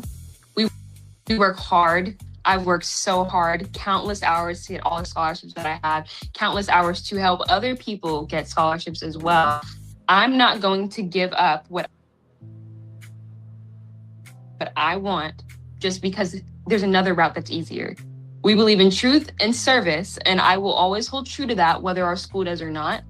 And the best that we can do is continue to advocate for ourselves the way that I was taught to and the way that we're expected to. Yep. Awesome. And Isabella, finally, there was a group chat that you mentioned, dozens of people. Do you mind just like holding it up and just kind of scrolling about the conversations that you guys are having? It'll be as far away. I mean, not necessarily. I can do it on my iPad. Oh, perfect. Okay, cool. Yes. Oh, best purchase I made. Hold on. Oh gosh, this young lady is going to go very far. And not because I said so, but because of how she's carrying herself. Her mom did an excellent job with her. Excellent job with her. Oh, really? There's multiple. I'm trying to go to the main one. Our biggest one has 250 people in it. Wow. Okay. Okay. If you... Oh, wow. Look at that. This is all about Howard. All of this is on Howard. There's so much. There's screenshots of people talking about the emails that they've gotten. There's people trying to tell us that they haven't been able to get on the phone. There's just so much. There's so much information to go through, and I'm trying to get to as much as I can because I'm going to talk to people. I want to represent all of us. It's really not just about me. It's about my classmates. It's about the school as a whole. So I'm on there all the time just scrolling and making sure that I understand what everyone else is going through. And I just seen a video was also posted on Instagram 13 minutes ago. What was that video? Also, the caption says, "Justice for one, justice for all." Just tell me a little bit about what that video is. Yeah, absolutely. So like I stated a little bit, I did get my classes reinstated. And while I'm happy, I actually think I felt a little bit more upset because there's so many people that haven't gotten this and it's bothering me and it's not fair. I was just one of the lucky ones that for some reason, my classes are back. And while that's amazing, there's hundreds of great students that cannot even get on the phone with someone. And that's not fair. So when I say justice for one, justice for all, I mean that. I'm going to keep fighting and there's nothing that can stop me. Awesome, Isabella. Is there anything else you want to add? Goosebumps. I would just tell Howard University to stay true to what you put out. If you're going to say we exist in truth and in service, then I want us to hold true to that. We are not only upholding our future leaders, but also the legacy that we've created with our past ones. It's not fair for you to throw that away because of whatever the issue may be. The least that you can give people that have poured so much into your school is transparency. And that's really all that we want. All right, well, let's see if we can reach out to Howard and get you some answers. In the meantime, Absolutely. thank you so much. I know your phone's probably still buzzing. Once we kind of figure out, once we hear from Howard, we'll be able to put all of this together and hopefully get you guys some answers. Okay. Yeah. Thank you so much. I appreciate it. Thank you. All Appreciate it. Okay. Bye-bye. Talk soon. Bye. And that's why it's important to have representation in the newsroom. Shout out to that sister right there. And Howard, everybody ought to be getting a full ride scholarship. All these black billionaires, y'all got time to do shit that the fuck you want to do. Get this shit handled today. I'll be seeing a press release, a full ride scholarship done today. Now, of course, ladies and gentlemen, just know that these black billionaires ain't gonna give a damn ugarish about Braylon Lee, and they gonna keep doing what they want to do. But at least I'm saying something, damn it. Let's roll on, y'all. Let's roll on. So we gotta talk about this new movie. From People Magazine, People.com, John Cena and Jessica Biel take on global adventure in Matchbox, the movie trailer, okay? Matchbox, the movie, features Jessica Biel in her first film in 9 years, almost a decade. Arturo Castro, Sam Richardson, Dania Algaria, and Tiana Paris also co-star as well. We'll watch the trailer here in just a minute. Right here, Jessica Biel, John Cena, Tiana Paris, Daniel Algaria, and more star in the trailer for Apple TV's Matchbox, the movie. The movie, inspired by Mattel's toy brand, features a global tri-CIA storyline. Matchbox, the movie, begins streaming October 9th on Apple TV. I'm not gonna lie, it would have been cool to do like if this was a theatrical release. Could you imagine the world premiere with like big versions of Matchbox cars and stuff like that? Now, of course, I know what you're thinking. What is Hot Wheels going to do? Well, Hot Wheels has done a TV show where there have been custom car designs. You know, I think it was a custom car design competition. I was trying to think of like, what could Hot Wheels, do? And you can't do Back to the Future because Back to the Future is the DeLorean, right? No, you can't do that now. The only thing I can think maybe there is a car collector, right? And he's got all of these, different cars with superpowers and stuff like that. Maybe that could be for Hot Wheels, right? But let's continue on. Jessica Biel is back in movies and she's kicking off her return with an action-packed adaptation of Mattel's toy brand Matchbox. Apple TV, Skydance Media, and Mattel Studios released the trailer for Matchbox, the movie, on Saturday, July 25th, while the film's stars promoted the movie at San Diego Comic-Con. Bill 44 co-stars in the film, inspired by the wildly popular vehicle toy brand, with John Cena, Arturo Castro, Sam Richardson, Dan Garea, and Tiana Paris. Matchbox, the movie, is an action-packed globe-trotting adventure about a group of friends since childhood who have their lives upended when undercover CIA agent Sean Cena, their long-absent former leader, returns to their small town, and Willie gets them embroiled in a frantic international pursuit to save the world, reads the official synopsis for the film. The movie trailer shows Cena's character Sean as he returns to his hometown and reconnects with old friends whom he used to play with Matchbox toys until they all are drugged and wake up on a plane kidnapped by CIA operatives who think Sean and his friends have stolen a nuclear warhead. Now, I'm just going to say this, right? If you have any intelligence, wouldn't you think to look for who actually stole the warhead? Like, yeah, get Sean, but don't get his friends, though, because his friends are citizens.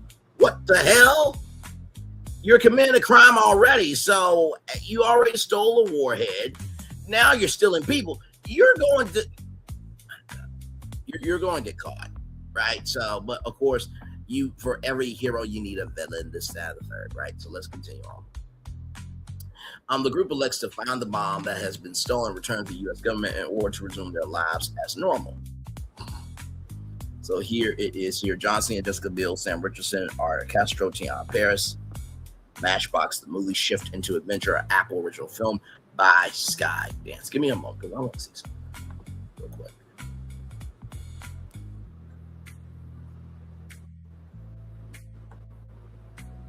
One moment here.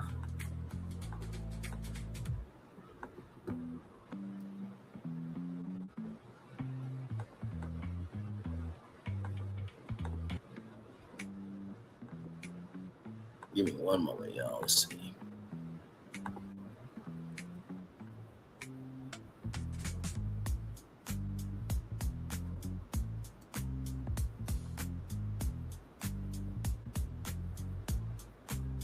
I'm just trying to see.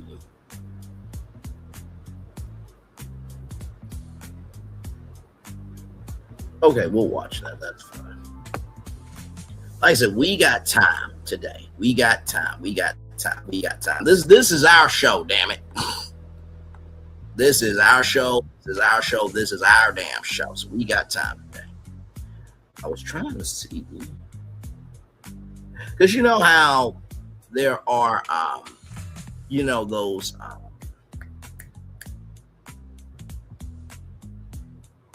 there's those videos that, talk about the,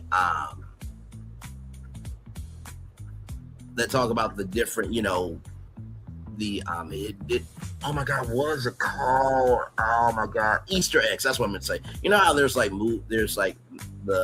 videos that talk about the different Easter eggs and stuff like that in the trailer. I am not seeing that. By the way, I saw the final trailer for Coyote versus Acme.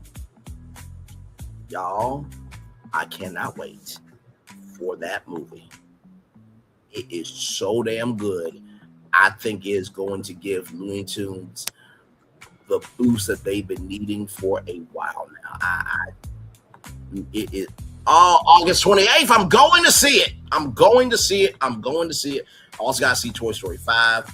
That is my assignment for my sister. So I got to make it do what it do there. But anyway, with that said, let's keep going since I'm not seeing a trailer for it. Since I'm not seeing a video for Easter eggs.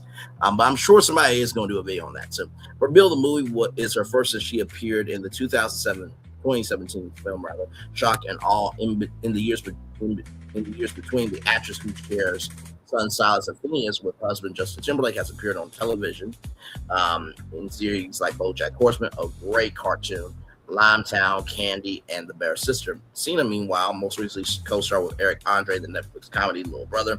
Sam Hargrave, Extraction, directed the Matchbox movie, which was written by David Cosgrove.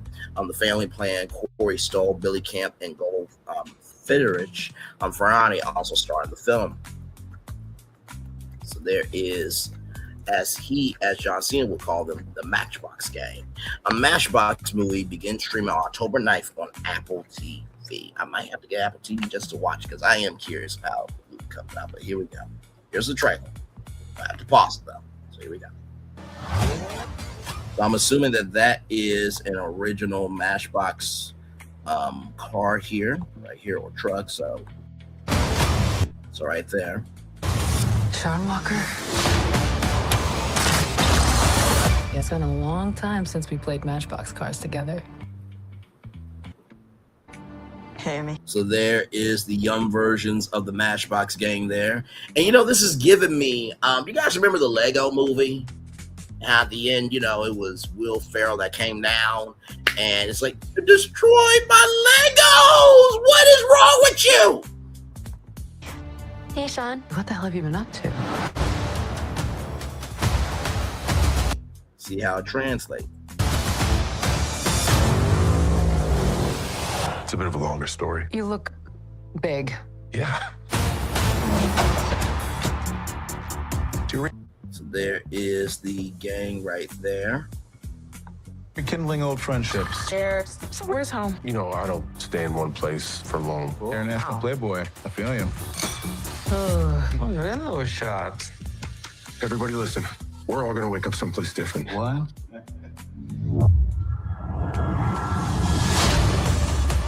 Is everybody okay? Are we on a plane? Where's the nuclear warhead, Walker? Can you imagine, like, you and your friends are on a plane, and where's the warhead, and you get punched in the stomach of your friend, and your friend is like, what is your job, you mother-ucking bastard? Just saying.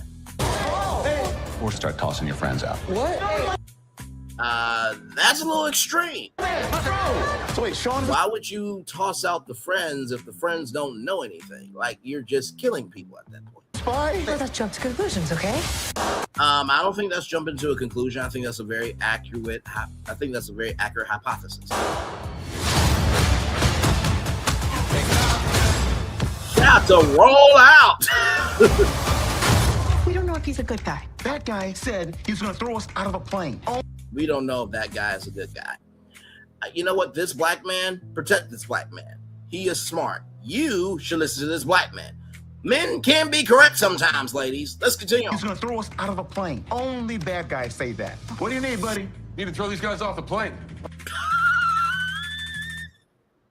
The same thing the bad guys was going to do to them. He wants those people. He wants his friends to do the same thing that the bad guys are going to do to them. A nuclear warhead went missing. The CIA thinks it was me or us. Get in the chopper, Sean. Wait, is that? Oh, that is Daniel right there. Okay. Or us. Get in the I gotta say, the chocolate is chocolating. I'm loving it. chopper, Sean. And I think he just palled the director of the CIA. Okay. Yeah, unfortunately, the timing of all this looks really bad for you guys. Oh, God. I got a plan. We need to re-steal the bomb so we can get our lives back. Ah, great. I was thinking it was going to be something hard.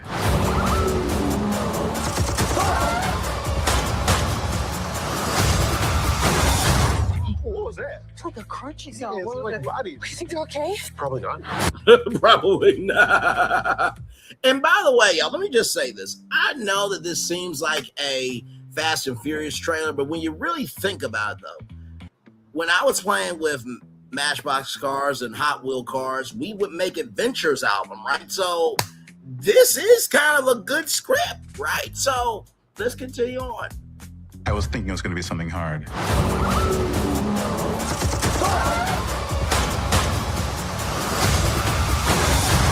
What was that? It's like a crunchy Yeah, sound. it's like body. You think they're okay? Probably not.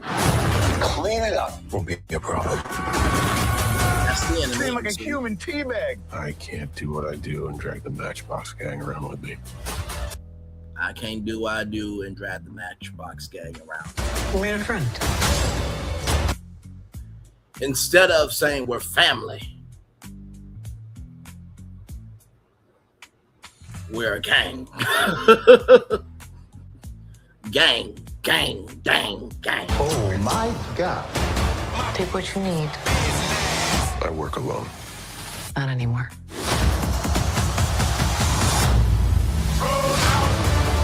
Save the world, baby. Oh, it's awesome. Yeah, you see that kid, right? He's like, Oh, it's awesome. wait, do my cars have powers? Bring your friend. Yeah, baby. You were so close to being smooth. John Cena. Out the way! Tiana Perry. Remember when we were kids and we used the Matchbox tow truck as a ramp?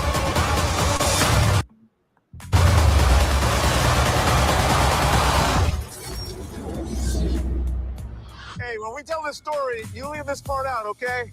Okay, and I never dropped the gun. Deal. Yep.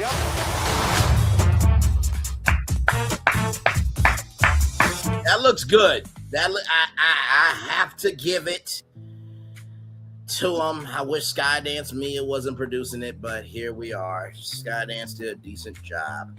Let's look at the comment section, everybody. Here we go for this.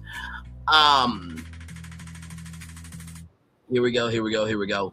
2 match, 2 box, Cena drift. Oh my God. Wouldn't it be funny If the title card said from the studio that brought you Barbie and Masters of the Universe, you could say this is a Jacob Toretto spinoff of Fast and Furious. I believe you. I gotta like it. This appears to be a highly elaborate, high-budget comedy sketch by SNL. Let's not do that. Remember how we used to play as Matchboxes as kids? Now let's steal that nuclear bomb and save the world. Fast and Furious, but they say Matchbox in every other scene. Is an SNL skit. This looks like something out of the studio. Shout out to the studio, Apple TV original with Seth MacFarlane. I still gotta watch that. As much as I love TV. By the way, the morning show's ending season 5. I think the morning show universe is getting ready to begin. Just saying. Apple, so how are we connecting this to the toy car script? I don't know. Maybe they played with Matchbox when they were kids. Apple, good enough. A pitch meeting is on the way, for sure, from Ryan, for sure. I know I said that twice, but I can't wait for the end of the movie, how they inevitably use the Matchbox cars to explain the final plan. Peak cinema. I believe that to be true. Ludicrous rollout. Director, how much you want to reveal in the trailer? Producers, yes. Three box, you can't see me. Not totally a flowing spec script, but with Matchbox lazily slapped in it. That interpolation of ludicrous rollout is they keep getting paid those royalties. Luda. This looks like a high budget comedy sketch by SNL. So, with that said, let's watch this from Screen Rant because there's a little bit more here, and then we'll watch a Comic-Con panel, and then we'll roll right on along. Here we go, everybody.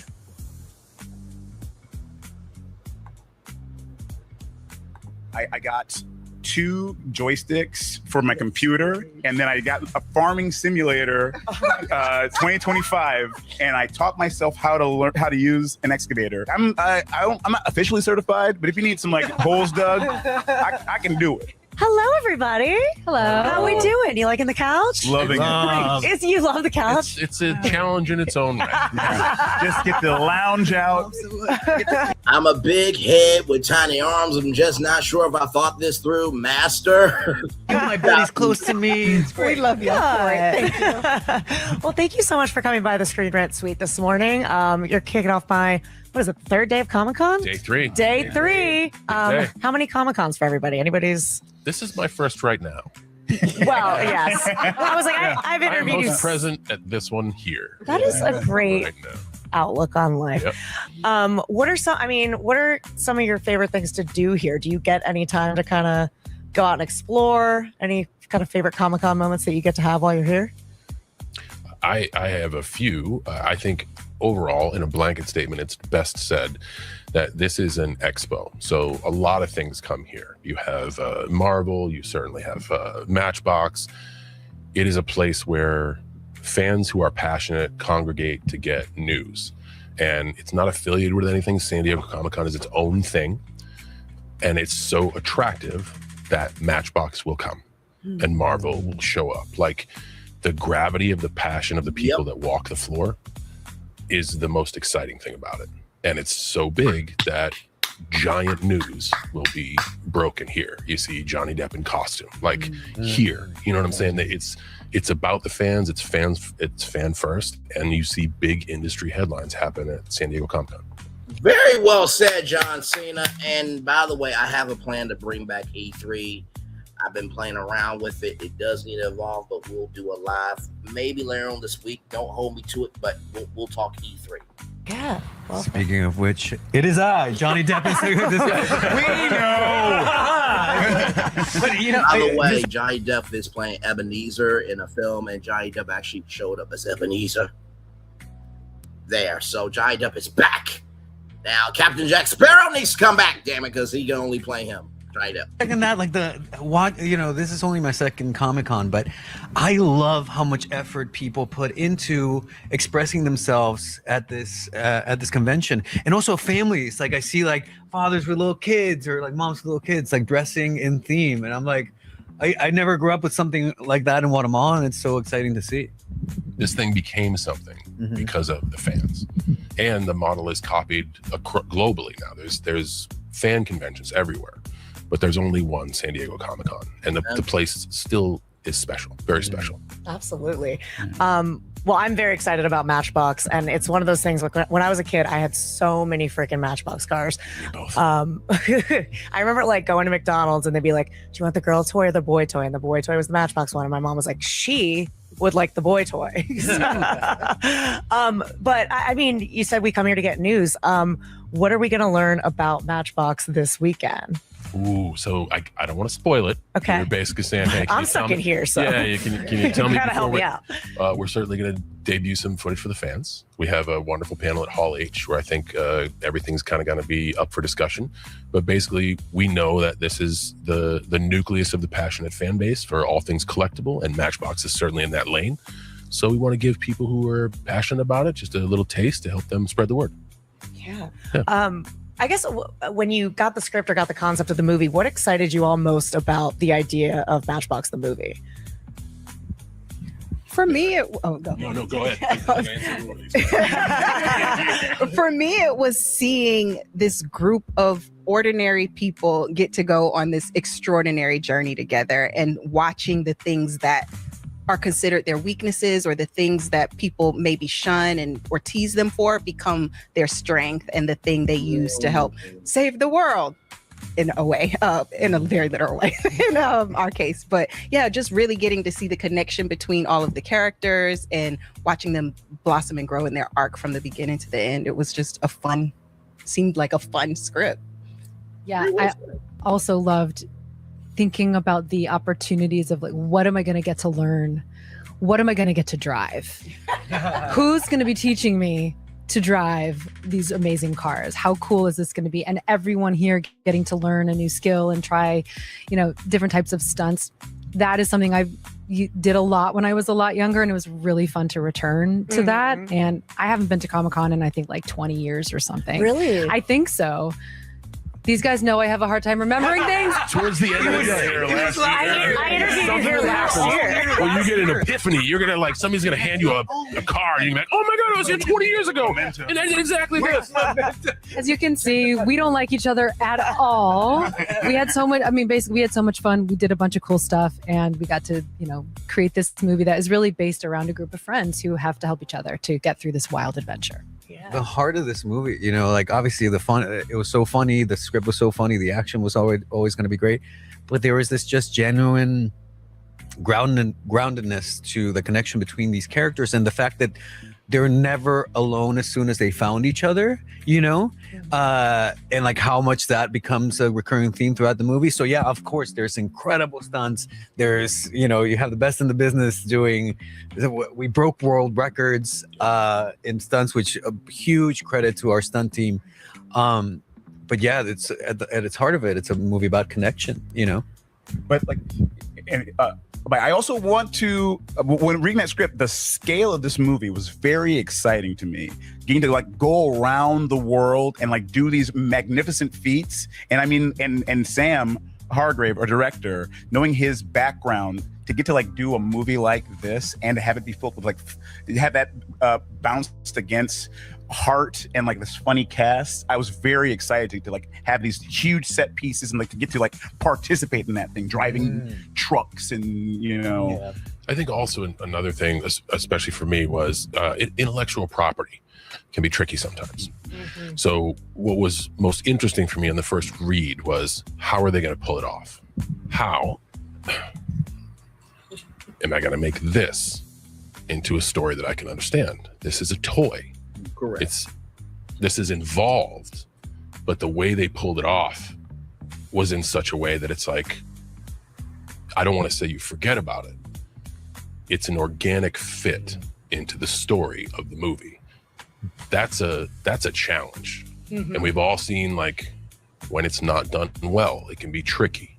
You have something that brings up nostalgia or is relevant. I have a title of intellectual property. Ours is from an object. How the hell do we translate that into a story? And man, they just did a really good job. Like, oh, I read it and I'm like, okay, all right, at least we're gonna start with this. I get it.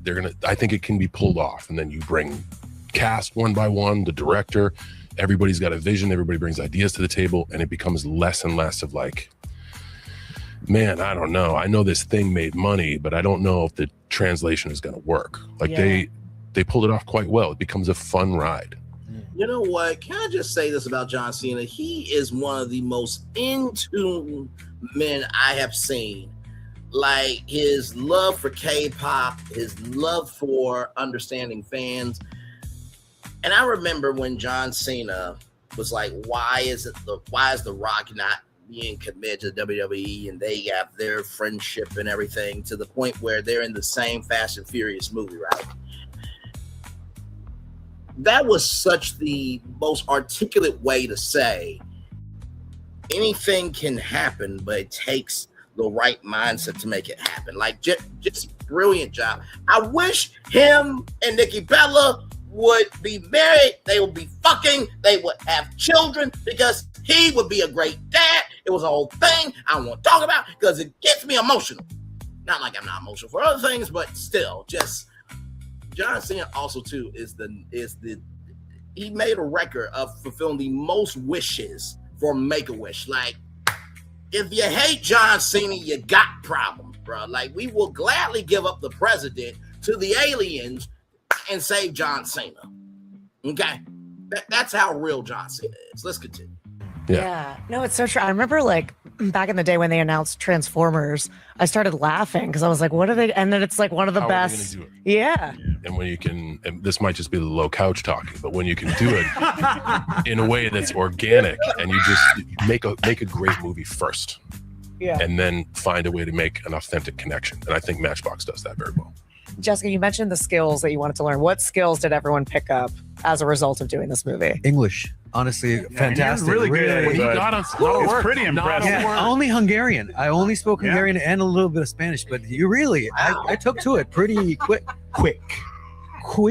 Yeah, you got it. Quickly. Very, very fast. Yeah. What skills did we learn? Oh. I'll tell you a skill that I learned in this movie. I'm supposed to operate an excavator, and I had like 1 day of training, and like on the day of training, they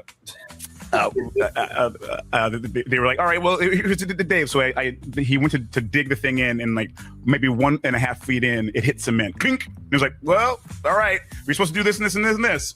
We'll learn on the day. And so I was like, how am I going to do this? So I got I got 2 joysticks for my computer, and then I got a farming simulator 2025, and I taught myself how to learn how to use an excavator. So on the day, I was supposed to just do like the close-up shots, but I got so good at it that I was doing all the things. So if you watch the movie, it's me operating an excavator. I was like scooping up dirt, dropping it in front of the camera, and so like I'm not officially certified, but if you need some like holes dug, I can do it.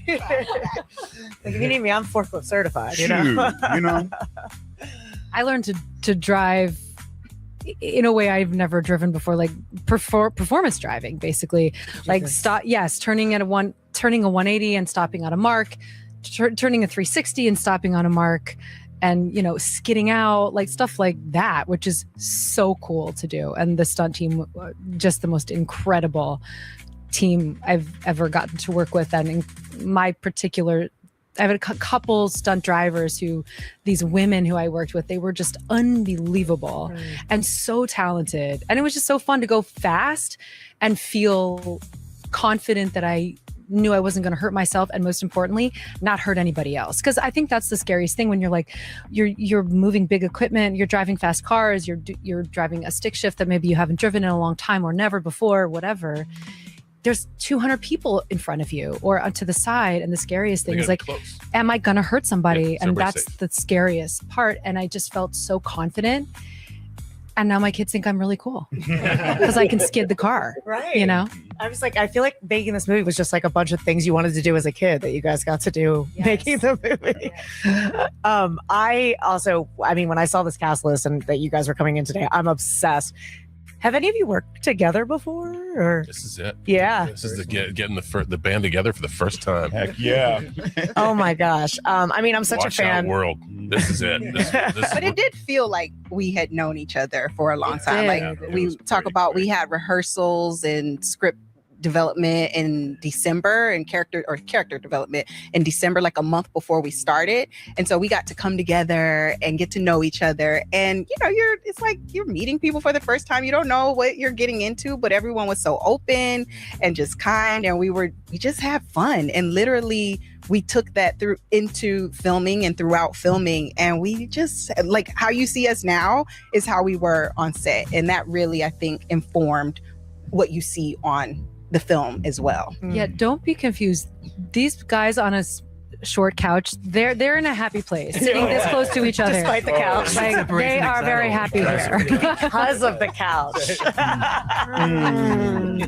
You know, I know a lot of casts say, like, you know, this chemistry, you know, but you know, having done this for a little bit, it's so rare to find a cast that just kind of took to each other like fish and water, you know? Great analogy. Okay, that's the first one that came. Like fish and water. Thank you.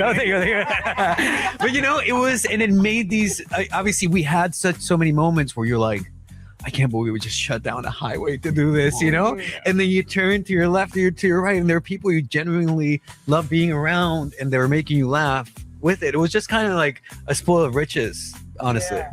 I mean, you've all done amazing things that I'm such a big fan of. I'm just curious, what is one character you've played that you would love to play again or you're itching to do one more time? I'm jumping right in. We get the band back together. Yeah. Oh, yes. And that seems like low-hanging fruit. Must be the low couch. On this film, it's very rare where you can work with professionals that you respect. You can become friends with all of them. Mm-hmm. We look out for each other on the bad days. This was not an easy shoot. It is a global movie, and expectations constantly change, whether it's the tide in the river or it's supposed to be sunny and it's snowing. And there's a lot of things that it's the easy thing to do is put up a stink and ruin everyone else's day. When you can go to work with an ensemble and everybody's motivated, and if one person is down, you have 4 other people to be like, come on, let's do this. On top of that, you have a director who does not want to fail and is passionate about not only the project, but about each individual involved. I don't care what the movie is. Whenever we can get the band back together, I'm in, because I know on day 95, when the math says that somebody in the cast is going to be broken, everyone looks out for everybody, and right through the damn end of the movie, it was a wonderful experience. You know, when you clock into work, even if you're getting up on the wrong side of the bed, your ship will be turned around very soon. And I thought this group is very special. Wow. Oh, John Cena. Fuck you, man. I should be crying like this. That was... all right, y'all, interview over. John Cena. We see him. We love him. We embrace him. Matchbox movie coming out soon. Damn it. Put this in theaters. That's why I would say if I was the interviewer. That was just, man. And you know what? Let me come on the big screen for a minute, because I don't think people really understand this. It's like, for John Cena to say, I don't give a damn uck or ish about what the movie is, where we are, this, that, and the third. I want to just do a movie with these guys just to do a movie. That is huge. John Cena has made his own action adventure franchise. And I hope that there are some Matchbox cars that has like original stories, and this can just continue to be a series. Now, this could go to Matchbox 10, because each Matchbox car that they're saving has a different story behind it. I think that would be cool, right? Now, that's different than the Hot Wheels movie, that the different cars have different, you know, powers and stuff like that, right? So, listen, let's continue on. That was, man. I love that. Can you translate that for me? Say that it's very good to work with. Oh, the group yeah, yes. because Good. good. Good. Yeah. Number one. Yes. Number one. See, yeah. Close enough. Close enough. Close enough. Yourself. Well, I have a mini game for us. Hold on. So we've been asking everybody. We have the list of the top 10 summer blockbusters of all time. And we've been having the cast kind of put their heads together and pick their favorite as a collective. It's not going to be possible. I know. Okay. This is pretty. So what do we do? So we have Raiders of the Lost Ark, The Empire Strikes Back, Jaws, Back to the Future, E.T., Jurassic Park, This did say Top Gun, and then one cast crossed it off and wrote Independence Day. Sure. Spider-Man Yeah. 2002, The Dark Knight, and Alien. Sure. So, if you could pick one as a group, yes. Hot diggity dang dog. I know. Wow, I mean, such disrespect for Empire Strikes Back up there, but that's I okay. know. Okay. How do you beat Star Wars? It's You know, just, under culture I like mean, that? the Raiders is pretty good. I see Smoking the Bandit's not up there. Yeah, wait, what the heck? What'd you say? Smoking the Bandit's not up there. Number 2 know. movie in No, no, no. 1977. 10-4, good buddy. Shrek's not there either. Nope. What are our top three? Yeah, let's narrow down to the top 3. I'm going to say, I mean, they're pretty well represented actually. Like Raiders is like a top, and I'd say Dark Knight. This is for me. Dark Knight, Empire Strikes Back, and Raiders for me.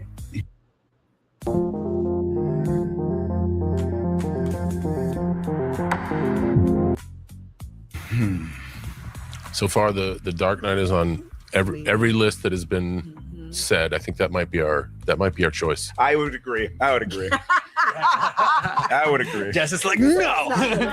That's okay. Hey, I mean, Tell us your 3.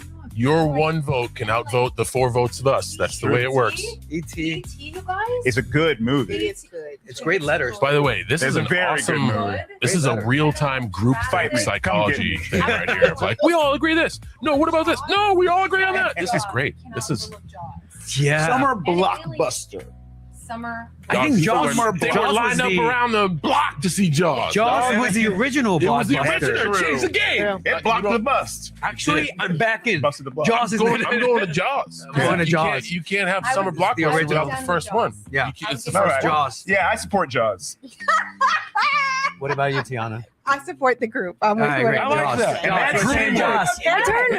You see that? You see what just happened? You did. Jess with the wild card. Really. Your power, your influence. Yeah. Okay, who wants to be It was the first one.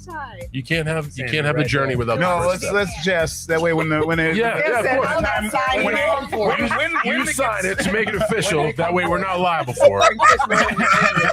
Do you have a preference? you wield the sword, Yeah. you slice with the sword. And we're just writing Matchbox Gang. Yeah, I love that. Yeah, I mean, I mentioned I collected those when I was a kid.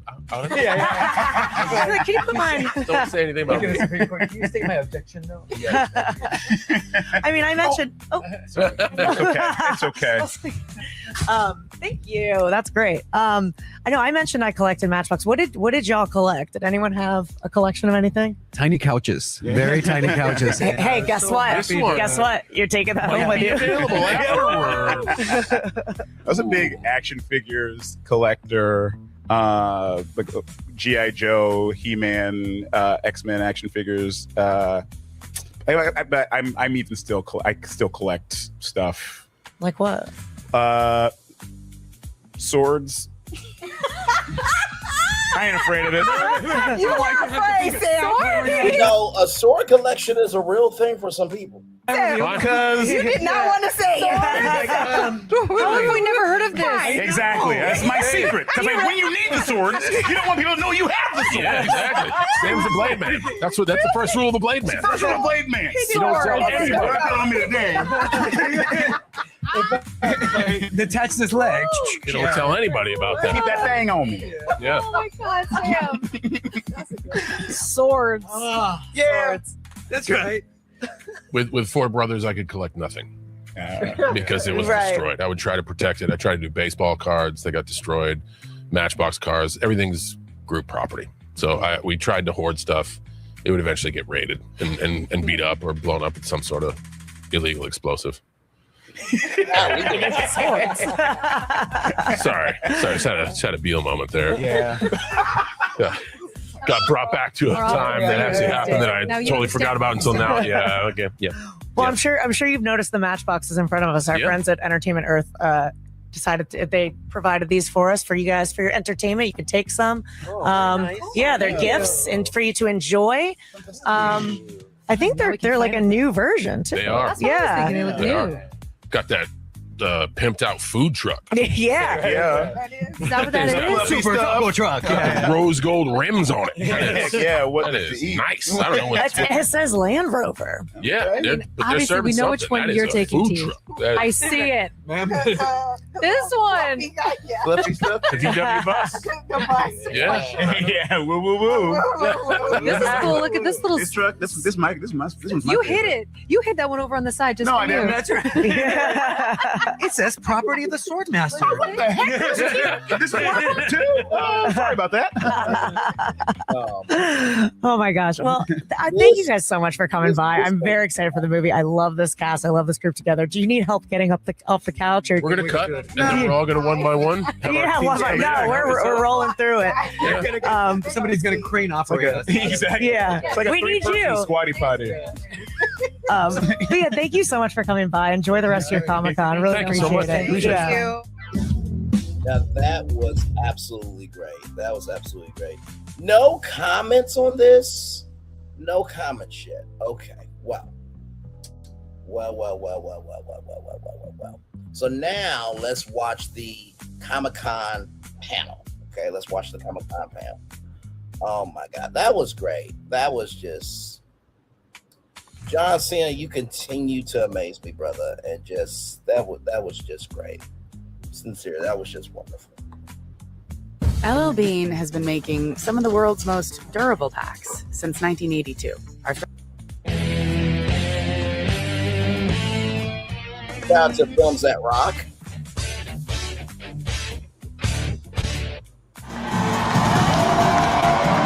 Sam Richardson, Tiana Paris, and Arturo Castro.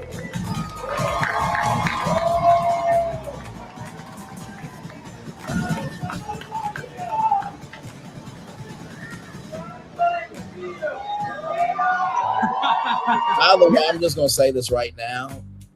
I know that for me, what I want to do with Braylon Lee's virtual tour, I want to go here, there, everywhere. But to do Braylon Lee's virtual tour in front of a live audience at San Diego Comic-Con would be a dream come true. Like taking this format, doing it in front of a live audience with guests, talking about new movies, new TV shows, intellectual property, everything at Comic-Con would be amazing. Okay. Hello, everyone. He's in the audience. The one guy who can see me is in the audience. Just your luck. Follow the voice. Follow the voice. Hello, everyone, and welcome to the first ever Apple TV panel in Hall H. Give yourselves a round of applause, guys. Yes. The first Apple TV panel.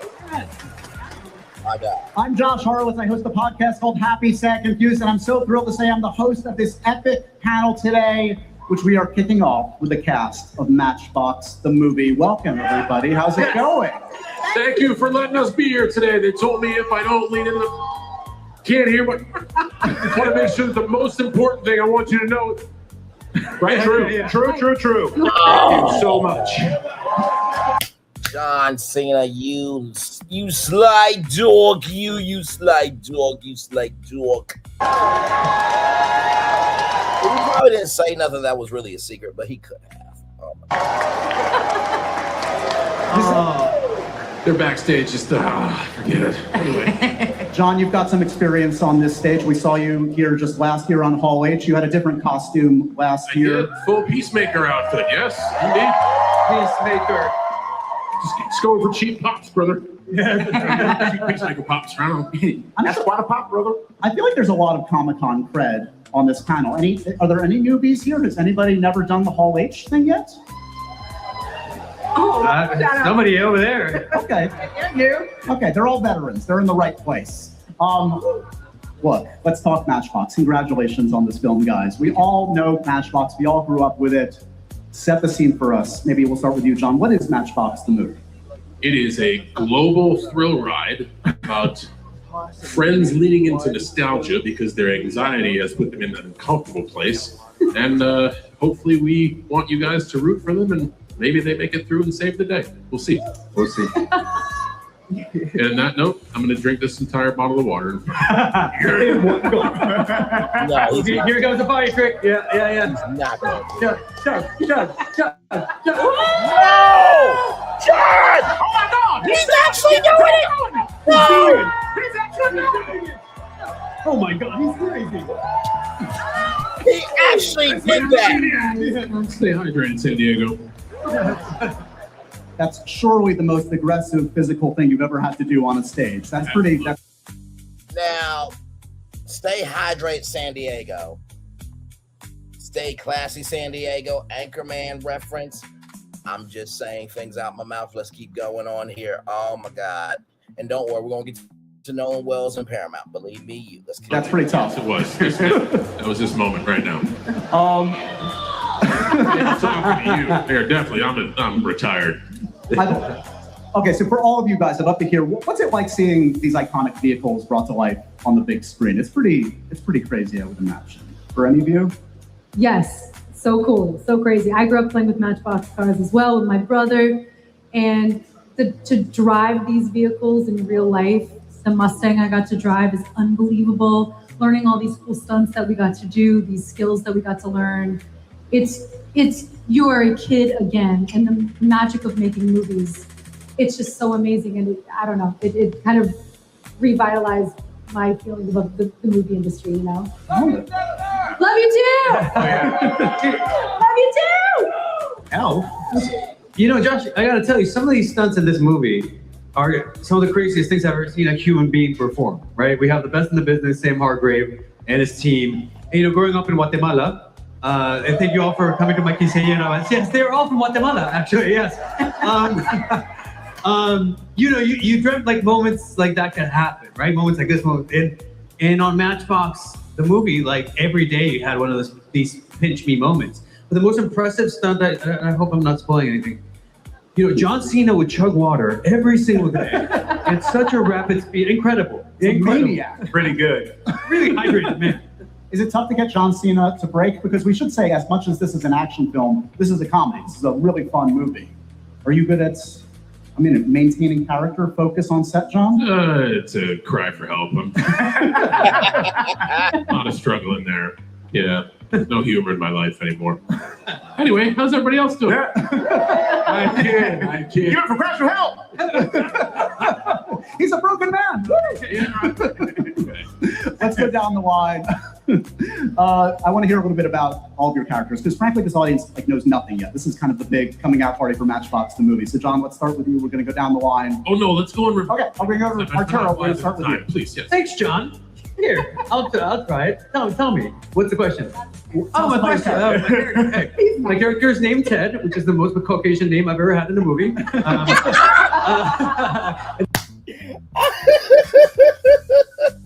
I love it when people can be present. Oh, this is great. Then I played Ted also on AT&T, so really a lot of Ted's going on lately. Thank you, I love you too, thank you. Don't use T-Mobile. So the thing is, he's a chemistry teacher. He's a really lovely guy. He's kind of a scaredy cat. But the thing about my character is, you know, he cares about his friends so deeply. And so you really see in this movie from all these characters, how resilient you can become when it comes to taking care and protecting somebody you love. And also I got to ride a motorcycle, but I'll tell you this, they saw me ride a motorcycle once and they're like, cool. And then they just attached the rig and never let me drive again. So that was pretty tough. You were too good. You were too intimidatingly good. Hi everybody. Hi.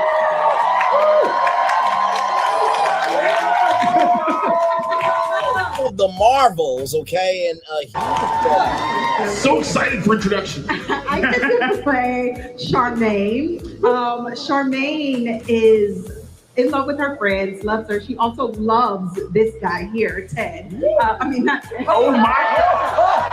Whoa! Oh my God! Wait a minute! Hold on a second. She took a trip down. She took a trip You know, to Guatemala, huh? Okay, went from Africa to Guatemala. All right, well. Spoiler! I play her husband. It is so funny.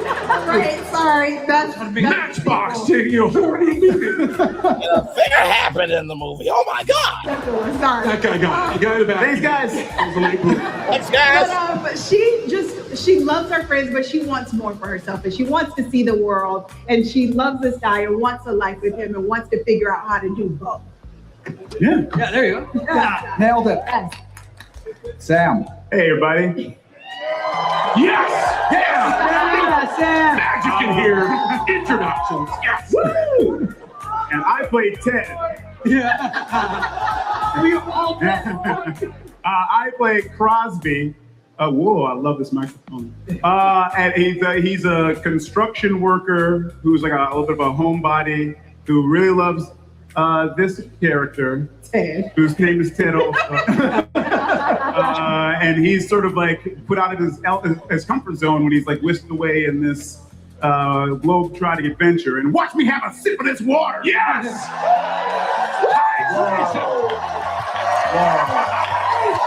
Yeah! Yeah! Sorry, I'll chill out. I hope Cole's done. Okay. Top that, Jessica. He's done. I also play Ted. I play Amy Smalley. I play like a grounded, kind of salt of the earth, hometown kind of girl. She likes to be at home. She's an EMT and sort of moonlights as a race car driver, and is one of the other members of this group that really wants to glue this friend group together. And really has a special connection with John's character and Ted. Ted is really the glue of this group. We've learned that today. Like alone. John, tell us about your character. So obviously Ted has a grab. We all know this. I think what's special about San Diego Comic-Con is the passion of people sitting in this hall, the passion of people outside these walls. Basically, our jobs right now is to stall for 13 minutes and 40 seconds. because we're all thinking the same thing. You packed in here to be like, how did they do it? How did they make Matchbox into a thrill ride that we can enjoy? And we're trying not to give away any of the material because we're going to show it to you on these big expensive screens in 13 minutes and 21 seconds. So I can tell you about my character, but I'm not going to spoil it for you because in 13 minutes and 15 seconds, we're going to show you some stuff that I think is going to be pretty exciting. What I can tell. Now this is so me. I am fully cognizant, aware, and present. It takes everybody to make the world go round. So to give that fan service that bigly, incredible, just incredible. Tell you is, for those thinking Matchbox, how'd they pull it off? So what do you love about golf? I suppose out on the golf course is where I feel most like myself. I would like to think Sean in the Matchbox game did well with this movie. And in 12 minutes and 55 seconds, we're going to show you a sneak peek at that. So thank you very much for being here. Thanks for indulging us in a little anticipation. You will be rewarded because in 12 minutes and 45 seconds, we're going to show you a look at Matchbox. So thank you for indulging us. When do we see the trailer? Just to say it, there's no clock. That's just an internal clock in John's brain. He's that good. I mean, I figure right now it's got to be 12:30. 12:27. Look, John, you've obviously done your fair share of action films in your time. What separated this one? Can you say anything about sort of? Oh, scared shitless. So I gotta give props to Spencer Thomas. He's my stunt double. He, for 10 years, has risked his life where I am not courageous enough to do so. He runs at danger full speed. I don't. I like fight choreography. Some of you have seen me do that in WWE. That's what I feel I'm fluent at. Becoming invisible. That's my shtick. I hate ledges. I hate heights. I hate cheating death because as a fall down man, I know about the height that's not good to fall from. Sam Hargrave was like, hey, pal, so we're doing this Matchbox movie and you read the script and there's a lot of crazy stuff there. We could do it without you, but we'd really like you to do the stunts. So each day I shit my pants because he had me jumping off a building. I can say with confidence, Sam Hargrave is the only person I'll jump off a building from. He had me hanging from a helicopter. I'm spoiling it. There's still 11 minutes and 19 seconds. I did a lot of stuff that I was afraid to do. I conquered none of my fears. I'm still afraid to do that. I want to thank my cast for being so empathetic because they could see me uneasy and they were a great support system in times where I was scared for my life. They're like, dude, it's okay. Don't worry about it. We'll get you new pants. And I think they were amazed at just how much my bowels can move in 24 hours. And we got you those new pants.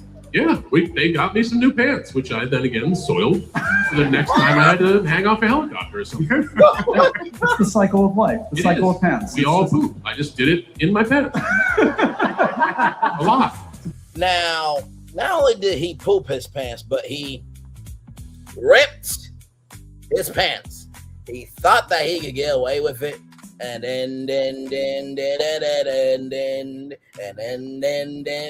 to a crowd, and then like a fool who ripped his pants. Shout out to SpongeBob, y'all. Anyway, moving on back to the Comic-Con panel.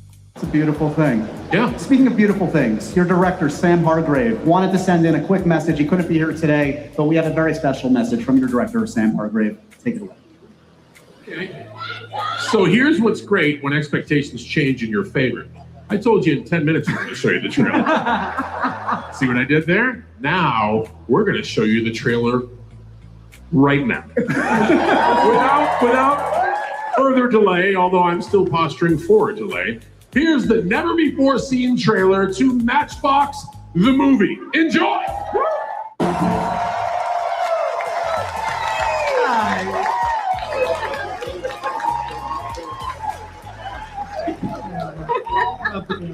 I think you passed the 7,000 person focus group. They approved. Well done, guys. Congratulations. Matchbox, the movie. All right, so there might be more too. We'll see, guys. We'll see. Let's talk a little bit more about these relationships. You guys teed this up a little bit, but for you, Sam and Tiana, I'd love to hear a little bit more about Charmaine and Crosby. We don't have to talk about Ted unless you want to. But the most important part of their relationship. But how does that relationship, without spoiling too much, evolve, you think, over the course of the film? Crosby and Charmaine are childhood sweethearts. Those kids in that early scene into now, and Crosby is very much a homebody. Yeah, and Charmaine is someone who wants to get out there, see the world, and so that's where they start. But as you see, there's a lot of action, and they are all pulled out of their comfort zones, and so we're sort of forced to grow and understand each other in ways that we may not have done before. Or maybe not. See the movie. Or maybe not. But yeah, so, and what was really cool was to sit with Sam Hargrave for both of us to really plot out who these people were and what the relationship was. And just as much as Sam cares about the action and the stunts, and which are done practically, that is not CGI. They were flipping cars in real life. Like, it's so freaking cool. But as much as he cares about that and what we see visually, he cared about who these people were and who these characters were and watching them grow. And yeah, that was exciting for me. Yeah. Because I think a theme of this movie is ordinary people in extraordinary circumstances, and that's pretty extraordinary. So like our relationship, every relationship goes through some sort of struggle. So like to have that struggle juxtaposed with hopping the globe and flipping cars and things blowing up, taking out bad guys or not. See them.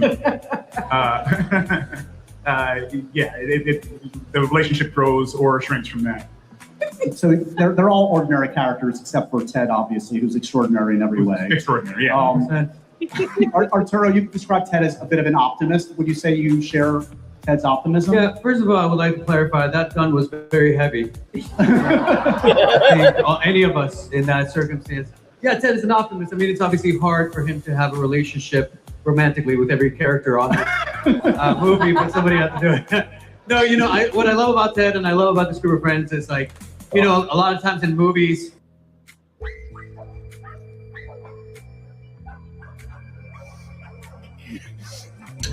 This is Alec Murdoch.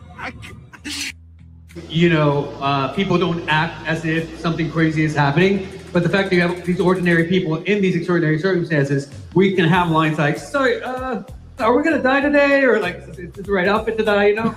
And so there's a lot of moments where you call out the thing that's happening that I feel as an audience member that I always want to hear. So yeah, 100%. I love Ted and I love everyone in this cast. I love them. Yo te quiero mucho a ti. Yo te quiero mucho a ti. Jessica, I would imagine there has to be some training involved here. You're an EMT who also happens to moonlight as a race car driver. As far as I know, that's not necessarily something that you grew up doing. No, definitely not. And actually, was trying to think about, had I ever done any real stunt driving, performance driving like this in the past?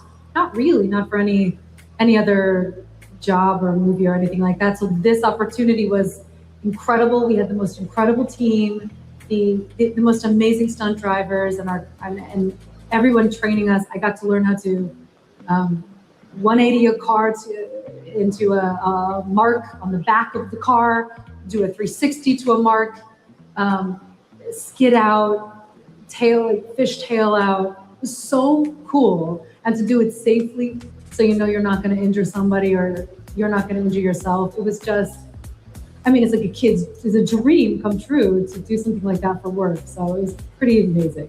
It was a guy named Mark, not a Mark. So yeah, pretty banged up. Yeah. I mean, also a dream come true, I would imagine. I mean, I love that you guys literally got to travel the world for this. You shot in some pretty amazing locations. Does anybody have a favorite? I know you were in Budapest, you were in Morocco, you were in Slovakia.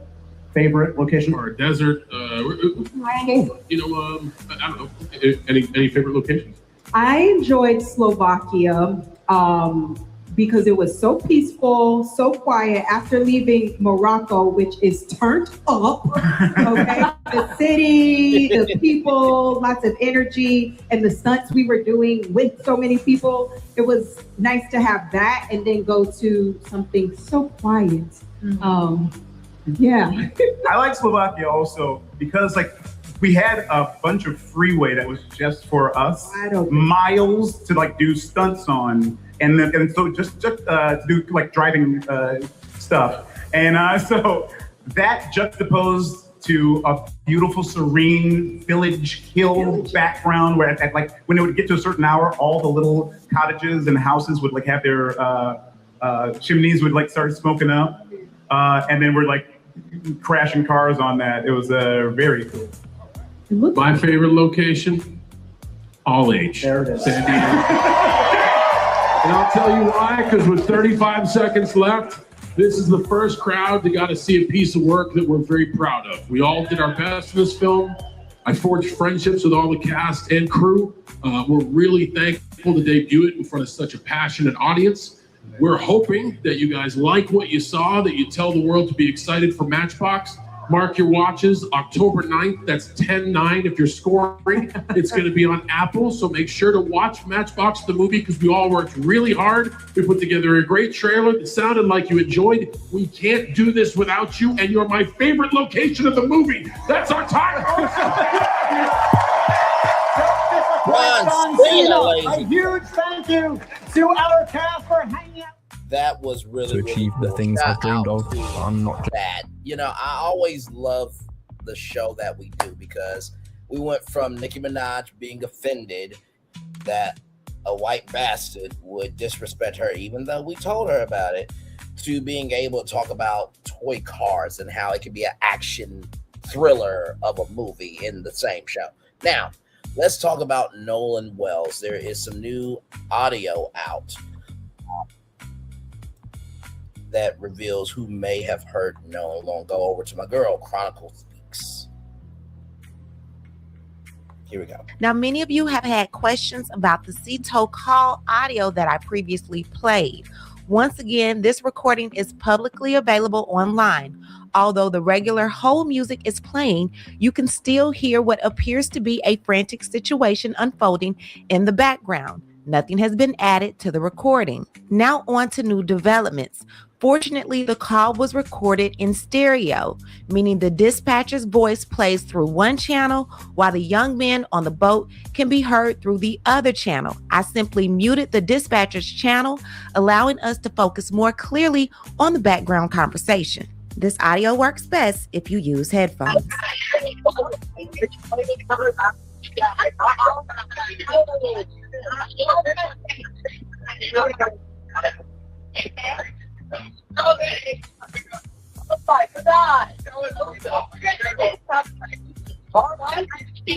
Hey, we're at the west tip of Horn, and Whoa. Cover his eyes. Why should his eyes be covered? He's dead. Oh my God. He's dead. Nolan. Oh my God. Nolan don't die. Get him a fucking blankety blank. So I'm guessing give him CPR, something. hey, we're at Apparently the Bart must have did something. west tip of Horn, and our village pump stopped working. We're sinking. Can y'all please come? We have a membership. Shut the fuck up!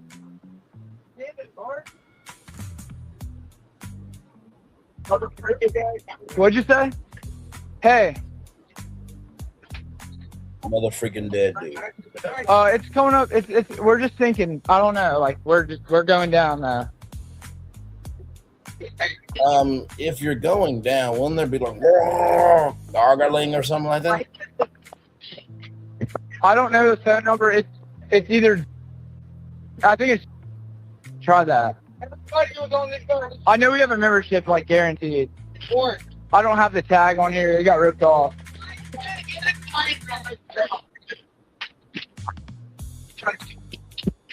Reach me at 2.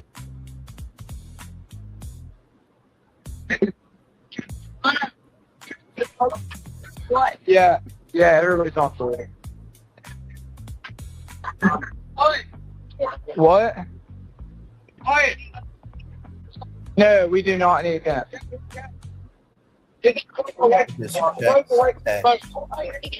Let me go look. I think he messaged me. Does that mean Nolan messaged you? Will,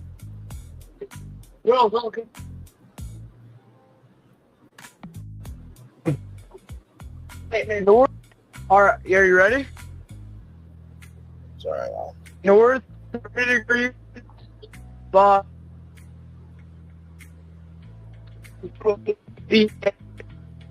4672. How do I find time to make burgers for everyone at the office? I manage company travel on Avant. Sorry, Before an I Avant, it was anything new on my phone, but this is not. Something's not adding up here.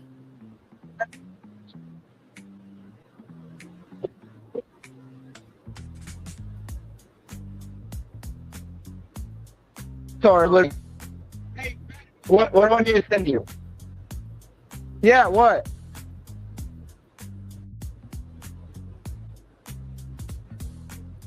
No, we do not have the VHF radio.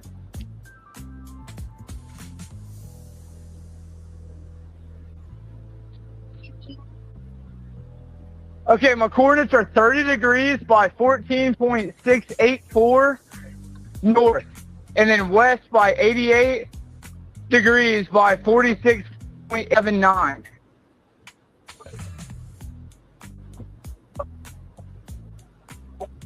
Yes, we were at Horn Island. Yes.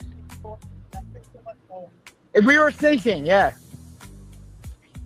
We were sinking. No, we're not aground. We are in 17 foot of water. We're in 31 foot of water. 31 foot of water. I want to get this boat unsank and towed back, yes. You can tow it to Ocean Springs Harbor, or Fort Bayou Lawn.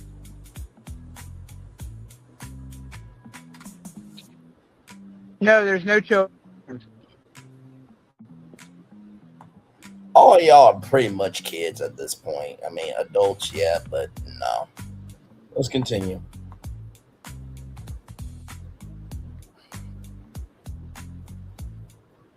Hey, Lord, drop it off.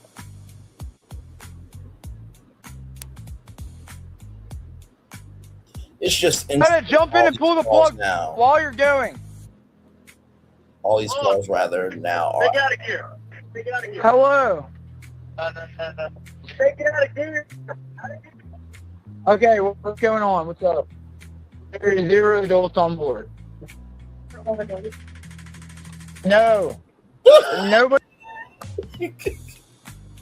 If you're 18, you're an adult, sadly. Mentally, y'all are delusional, decrepit, and deranged, but that's neither here nor there. Nobody here is over the age of 21.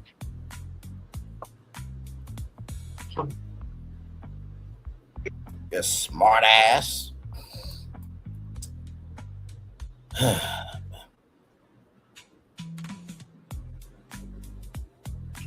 Hello?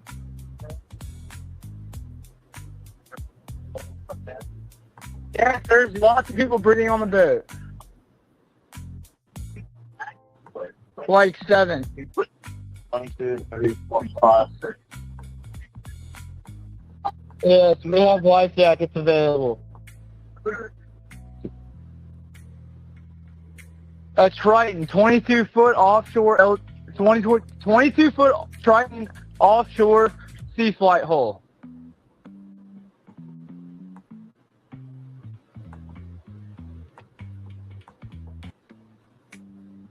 Okay, thank you. I reached out to Ben Crump and also to Miss Christine. Hopefully they can get an audio forensic analyst to examine the original audio so we can know for sure what's being said, but it's something there. My buddy Bart drove his boat up next to ours after he pulled us out. Just know that this piece of shit bastard does not care about black people. He will be excited if a black child got powed. He would be excited if a black man got powed. He would be excited if a black woman got powed. He would probably wouldn't care if his kids got powed or his wife got powed or his mom, his dad, his sister, his brother, his grandma, his grandpa, his niece, his cousin, nephew, anybody black, he would not give a damn fuck or shit about. So, racist with a racist. He said he doesn't wake up black. And he probably subscribes to that officer that said we just kill black people. So that's Officer Tatum. Officer Coon Tatum. Away from the island. And then he towed us a little more while we were trying to get the motor figured out. I just had to keep it real with y'all. I don't know why people are giving Officer Tatum that much energy. Like, he doesn't care about us, y'all. He doesn't. He will gladly be the slave for the president, right? I mean, honestly, maybe Officer Tatum and Nicki Minaj should date, because Nicki Minaj don't care about black people, rather, and neither does Nicki Minaj. So Bart Edmonston is a new name that we haven't really heard of until Warren started talking on Officer Tatum's show. Now, Edmonston is 21 years old, and when he was previously confronted about being at the pool party, he says, "Hey, I just want you to know Nolan was a friend of mine. I want justice and the facts to come out." I guess he's trying to say, I want you to know that I live in Wyoming and have not been in past Christian for over a year. I grieve for Nolan and want the same as everyone else. Thank you for your support. So the official sworn MDMR Marine Patrol report was filed as a non-criminal missing person report. Now, this was filed via telephone at 10:05 a.m. on July 5th, 2026. 2 individuals are listed as involved entities: 21-year-old Bart Joseph Edmonston Jr.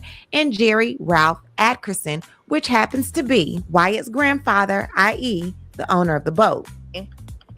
Okay. All right. Yeah, I just actually got off the phone with his grandpa, who I'm guessing is the owner of the boat. And he said that Jerry. Yeah, he said, okay. I just hung up with him. He said that they don't need any help right now, Now, 2 videos ago, we went over the GPS data for Jerry Atkinson's boat. That's the boat that Nolan came back in on, along with Warren, along with Wyatt. We heard Will, we heard Bart's name, and we heard 2 women. Now, although Bart led investigators on his boat to get the GPS coordinates, I do not see anywhere where they were revealed to the public. At least not like Wyatt's grandfather, Jerry. I'm starting to think that these countless trips to Fort Bayou has something to do with Bart, because he doesn't live that far from Fort Bayou, about a mile and some change via boat. He has a very nice boat launch. Now, if Bart came in on a whole nother boat, what made them say, damn it, Bart, he's mother freaking dead, dude? Damn it, Bart. Exactly right. Unless Bart did something, right? What'd you say?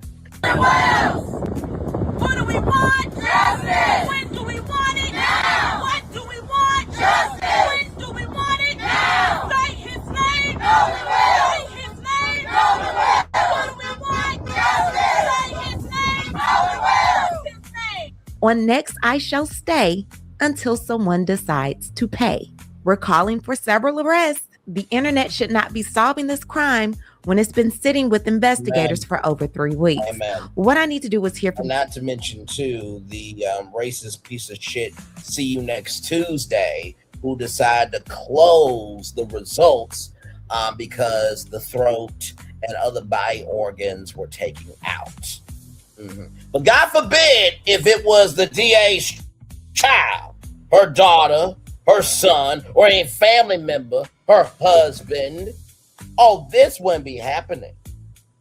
And listen, I can only imagine that the DA of Mississippi doesn't like people like myself or Chronicle Speaks. We don't give a fuck. Because if we were down there, that white heifer wouldn't do shit. Do the right thing, or just say you're a racist and let's move the fuck on.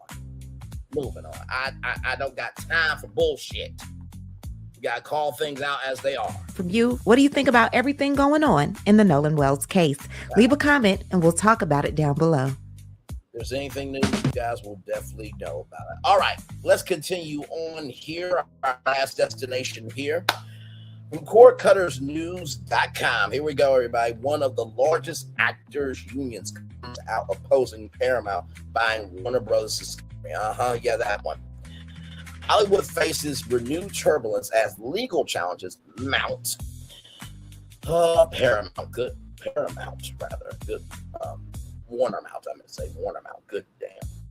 Against the proposed $111 billion acquisition of Warner Bros. Discovery by Paramount, with major entertainment unions adding their weight to efforts aimed at halting consolidation. On July 25th, the SAG-AFTRA National Board formally adopted a resolution opposing the deal and expressing support for the ongoing lawsuits to prevent from closing.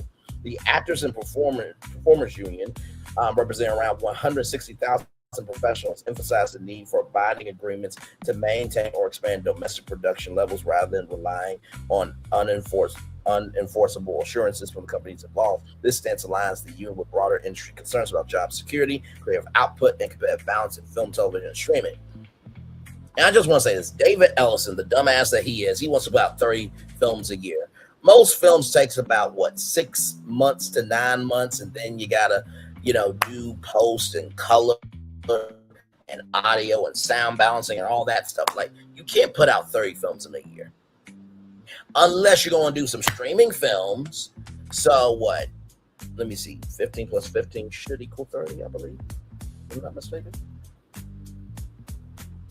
That's the only way that you could probably, do this. You know what I mean? Let me see.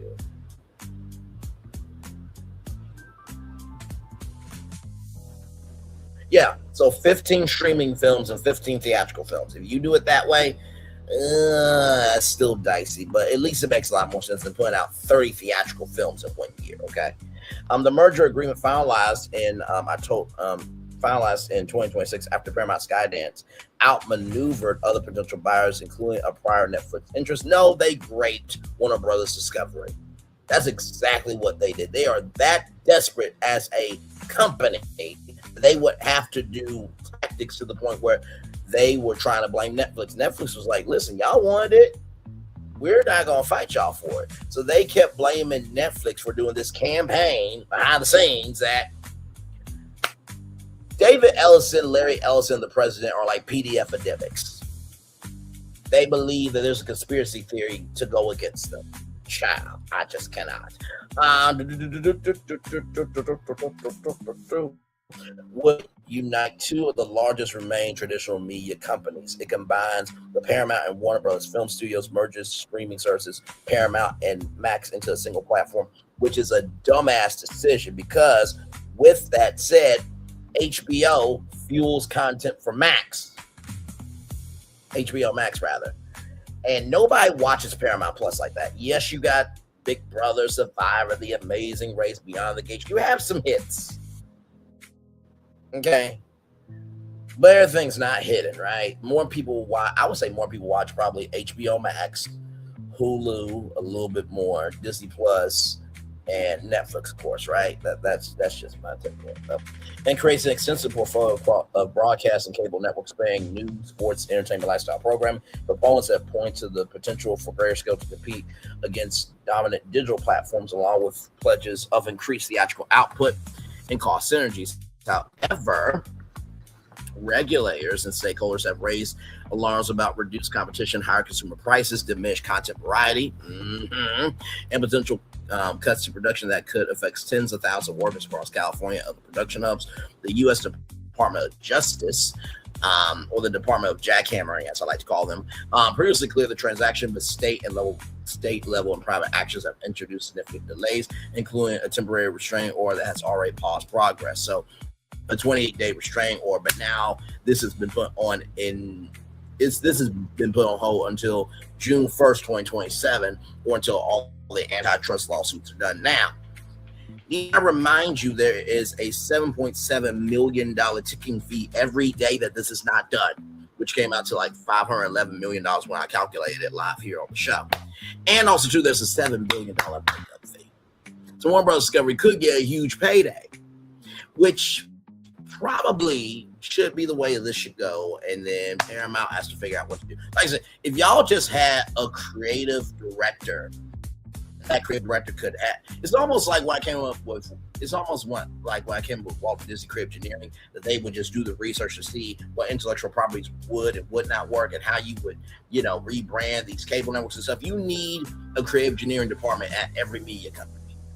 And all this issue of buying and merging and acquiring stuff wouldn't have to happen as frequently. But hey, y'all the smart ones. Okay, so let's continue on. Multiple lawsuits form the core of the opposition. The most prominent is a July 13th action filed by attorney generals from 12 states: Arizona, California, Colorado, Connecticut, Massachusetts, Minnesota, Nevada, New Jersey, New Mexico, New York, Oregon, and Washington, led by California, filed in the U.S. District of Northern District of California. The suit alleges the deal violates federal antitrust law by creating a dominant player, controlling roughly 1/4 to 1/3 of wide release theatrical film distribution, and a similar share of basic cable programming market, and similar share of the basic cable program market. The states contend this concentration will enable the combined company to raise prices for movie theaters and pay television distributors, reduce the quantity and quality of content available to audiences. As you guys know, BET Plus is folded into Paramount Plus. Y'all remember that live? I said you can't have two black cable, you can't have two black networks. Can't. Like I said, either they will keep OWN and BET, right? OWN will fold into BET. They could sell both, or they could cancel both. Those are the four options we have. Don't want any of those options to happen. We'd rather want both networks to be around, but Larry Ellison, David Ellison are connected to the president. The president's a racist, which makes Larry Ellison a racist, and David Ellison a racist as well. And surprisingly, Gail King and Burson still have jobs, along with a black person, minority person that works at CBS News. But that's neither here nor there. Continuing on.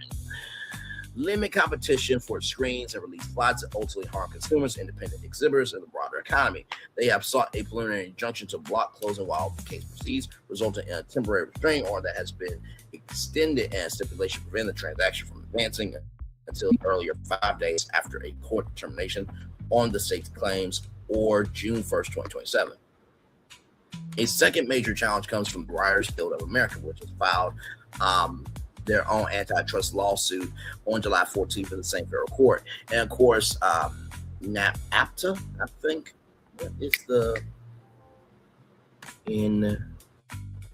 association of motion. So the association, or AMPTP, the Alliance of Motion Picture and Television Producers, I don't believe they have a Paramount lawsuit. So like I said, Writers Guild of America and SAG-AFTRA, that is them right now, okay? So that has not really happened as of yet. I am sure that they will be joining in very soon. So just wanted to add that to the timeline there. All right. The Guild argues the merger will establish the largest buyer of original film and television programming in the United States, given the resulting entity, both the incentive and ability to suppress writers' compensation, reduce the overall volume of theatrical films and series produced, worsening working conditions, and limit opportunities, especially for emerging talent. The complaint identifies specific markets and top grossing films, episodic television, streaming series, and overall development deals where competition would be substantially less and lead to fewer jobs, lower pay, and less creative diversity across the industry. Which is so interesting that Issa Rae has a deal with Paramount, but yet Paramount got rid of their diversity, equity, inclusion initiatives, but she's for everybody, but she's for ruining everybody black though. I'm just curious, Issa Rae. Now, of course, there was a content creator that said, if you go against Issa Rae, you're going against me. Child, you and who are you? Right? Because everybody's got the right to an opinion. These are called facts. Just because we are criticizing somebody doesn't mean we don't like them, but how can you say you're rooting for black people when you're working at a company that doesn't like black people? What the hell? And don't even give me that ish about, oh, they're keeping BET. No, they're keeping BET because they know the black financial capital of us is $1.3 trillion. Okay, stop that. That's what I'm here for, to say the quiet part out loud, y'all. Good damn. An earlier private action brought in by a group of Paramount Plus subscribers and other consumers in California federal court similarly seeks to enjoin the Warner Bros. Discovery acquisition, while also calling for the undoing of Skydance's prior combination with Paramount Global. That should have never happened. Because Paramount wasn't doing the best, but it wasn't doing the worst either until Skydance came in and fucked it all up. Okay, all right. There's plenty of articles talking about the inside of Paramount is broken, dilapidated, and decrepit. Okay, just keep it a buck. Plaintiffs in that case maintained the deal with lesser competition in streaming, theatrical distribution, news, resulting in higher subscription prices, narrower content choices, reduced production value, and diminished quality. Paramount has to dismiss the complaint, describing the claims as speculative, lacking factual support, and competitive harm. Additional filings and expressions of concern from other labor organizations have contributed to a total of at least 4 active legal challenges. SAG-AFTRA's recent resolution explicitly backs the state attorneys general's efforts and notes solidarity with the Writers Guild's action, as well as positions taken by groups such as the Teamsters. The union has stressed that any path forward must include enforceable protections against production reductions or outsourcing and concrete increases in share of content made in the United States. Industry observers note that prolonged litigation could trigger substantial ticking prices payable to Warner Bros. Discovery shareholders for delays beyond late September, potentially adding hundreds of millions of dollars per quarter, along with a large reverse breakup fee if the deal ultimately fails. And not to mention, too, there is a lawsuit by a shareholder by saying that 47 wants to fire some CNN anchors and many other things that the president wants. This is why I say it's important to know the moves of what's going on around you, because you'll understand what you're seeing in front of you. The combined legal pressure has already forced Paramount, Skydance, and Warner Bros. Discovery to adjust timelines. Companies are agreeing to hold off on closing amid court proceedings. Hearings related to injunction requests are anticipated in the coming weeks, and cases are expected to proceed on somewhat separate tracks before federal judges in Northern California. Beyond courtroom. The dispute underscores deeper tensions in Hollywood over consolidation in an era of streaming disruption, high debt lows at legacy studios, and shifting power dynamics between traditional media firms and technology giants.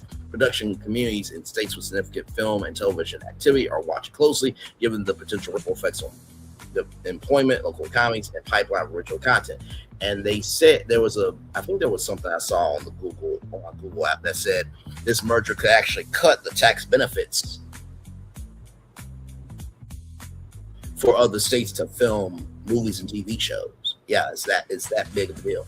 While the jackhammering department's earlier clearance stands, the state-led and gilded-backed suits keep the outcome uncertain, ensuring the proposed Hollywood mega merger remains focal point of antitrust scrutiny for months or longer. I'm fairly certain that combined Paramount Plus and HBO Max streaming service would likely cost to close the current sum of them individually. I rarely watch content from HBO Max. I get it now free with my DirecTV service. Also, too, you can also get it free with a Philo subscription, and I believe if you get AT&T wireless service or Cricket, you can also get HBO Max for free. I do find that most of the concerns are legitimate in spite of their claims that the merger does happen. It's likely that Paramount wouldn't do the things that they are trying to reassure everyone that they would do.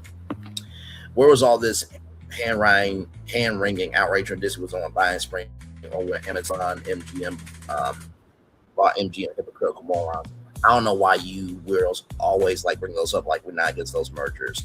Also, that part, because here's the thing, right? The more that we shrink the doors, the less chance we have to be able to create new content, right? So, a rising tide lifts all boats. I wonder if the group of has-beens, not nobody talking about people who is or who is not a has-been. Oh my. No, in fact, Astra would have been equally opposed to Netflix acquiring Warner Bros. Discovery. I am a neighbor of a SAG-AFTRA executive committee member, and they were definitely opposed to Netflix acquiring Warner Bros. Discovery. It's not about politics, it's about money. The rest is like Hollywood itself, smoke and mirrors. Probably not, and we know why. This is all political. It has nothing else to do with this point. The people who actually work in Hollywood are all against this merger. That should tell you something.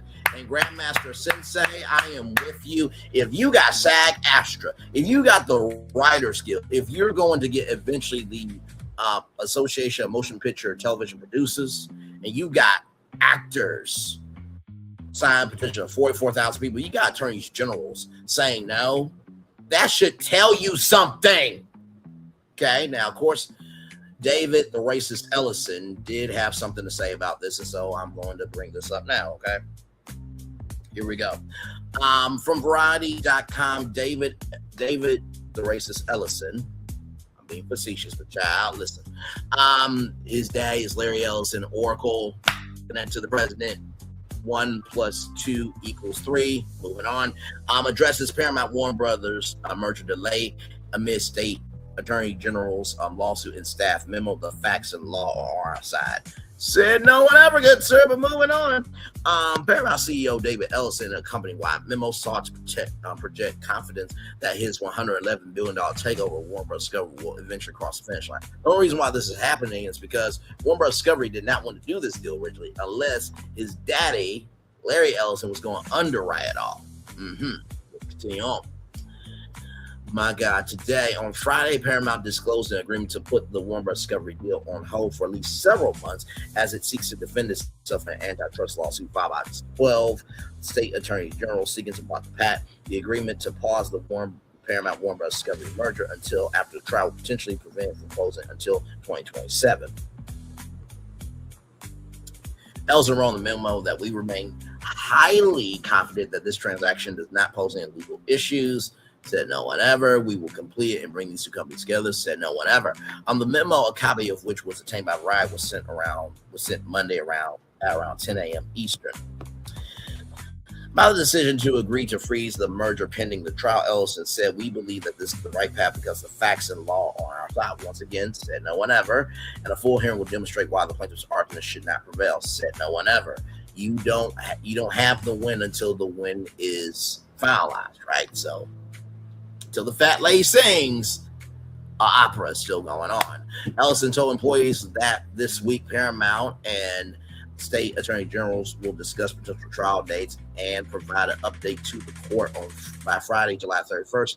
And the states plan to seek a trial date for sometime 2027, while the Paramount Skydance team is pushed for a fall 2026 date. Now, listen, if I won Powerball Mega Millions, not only will I invest in my YouTube channel, right, and live my best life in such a simplistic, holistic, and just a frolicking good time of a joy way, but I would be at this trial. Absolutely. Because here's the thing, and I want people to understand this, right? By covering this trial, we are going to find out the future of media. A lot of people, including an old, broken, dilapidated sector on YouTube, were more concerned about a show than the platform that was airing the show. And OWN is a part of this Paramount Skydance Warner Bros. Discovery merger. Guys, remember that, Cartoon Network or Nickelodeon could have been sold. It was not sold. But listen to what I'm saying. Combined, they have about, $90 billion worth of debt. They're trying to get it down to $40 billion, believing with cost synergies and cutting down costs and everything. It's still a capital B. And I don't know if one company in the world that can breathe, move, and exist with $90 billion worth of debt. Paramount is the amalgamation of the president, because we are in debt to everybody else around the world. We have an F rating for getting money to help the United States out. That's how bad in the state we're in right now. But moving on.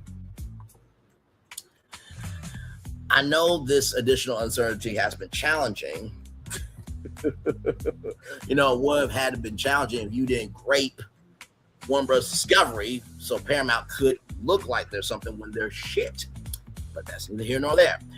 I want to thank you for your continued patience, commitment, and collective contributions. Elsewhere on the memo, for now, it remains business as usual. Paramount and Warner Bros. Discovery are separate companies operating independently. Our focus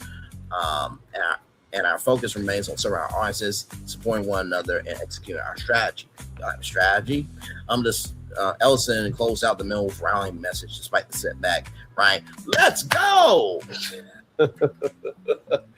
Yeah, let's go. Give away $7.7 million a day that this doesn't happen, this merger. And also, let's go in terms of giving away a $7 billion breakup fee. Let's go. Let's go. Let's go. Let's go. Let's go. From the jump, Paramount has insisted its merger with Warner Bros. Discovery presents no antitrust issues. Said no one ever. As Ellison wrote in the memo, according to the company, regulatory bodies and governments representing 65 jurisdictions have either cleared the transaction or have chosen not to challenge their own competition and or foreign direct investment grounds.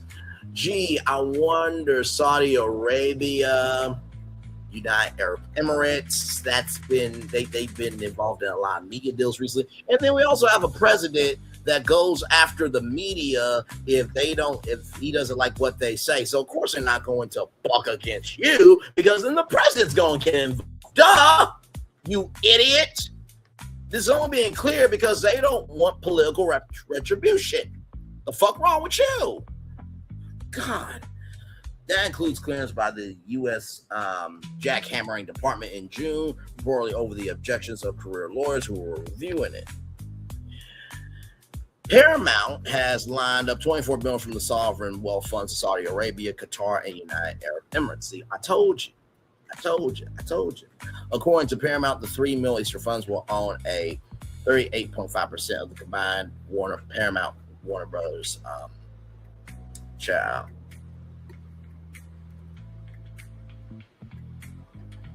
This is like TikTok, right? You know how TikTok, the ball just kept moving and moving and moving and moving and moving and moving and moving and moving and moving. It seemed like it didn't have an end to it. This is the same energy.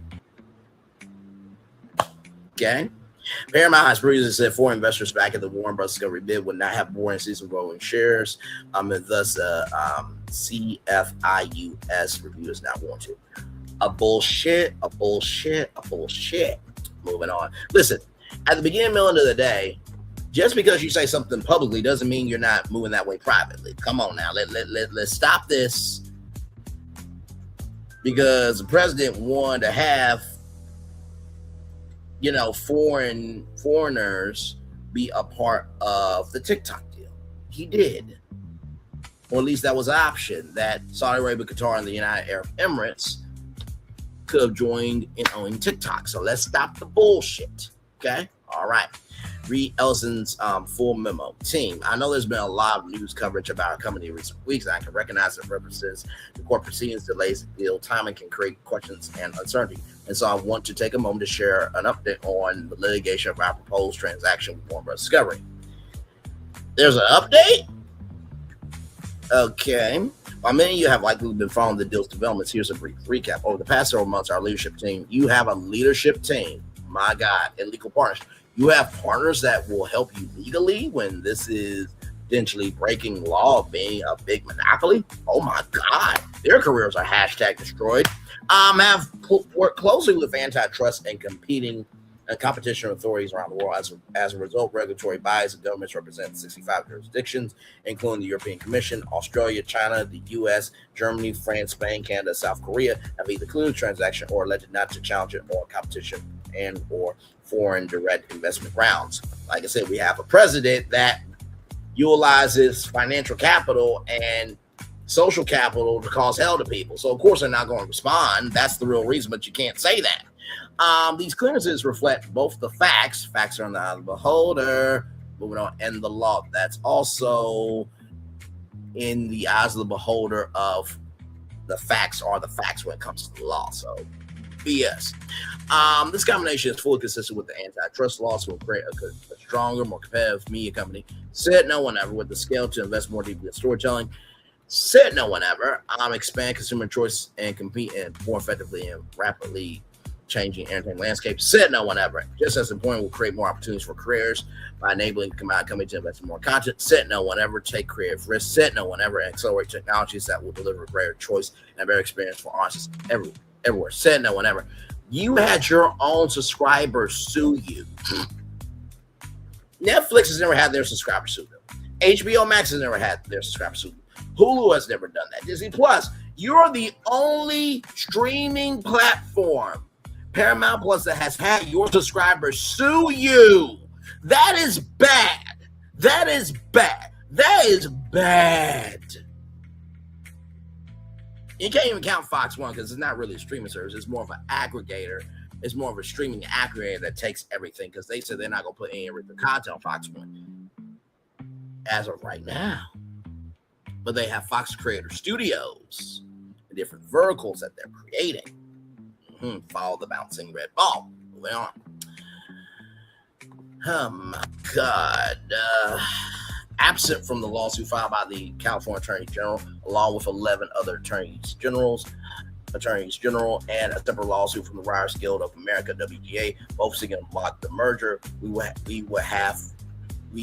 have been able to close the transaction in the coming weeks. Let me be clear, we remain highly confident that this transaction does not pose any legal issues. Said no one ever, and we will complete it and bring these two companies together. Said no one ever. To that end, Paramount, Warner Bros. Discovery, the State Attorney General, and the WPA agreed not to proceed with court or preliminary injunction hearing scheduled for August 3rd. The parties will instead move directly to a trial on the merits. Merits, that means facts. Oh my God. We believe that this is the right path because facts and the law are on our side. Said no one ever. And full hearing will demonstrate why the plaintiff's arguments should not prevail. You have 12 attorneys generals that all can collaborate and have more resources through the government than you guys have with money. Stop it. Stop it and stop it. This week, the parties will discuss potential trial date, provide an update to the court next Friday. The timing of the trial will be determined after the court reviews those discussions and issues a schedule.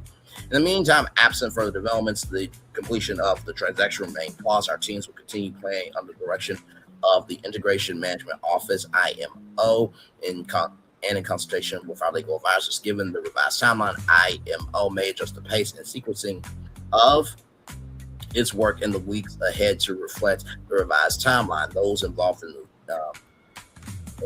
integration planning effort.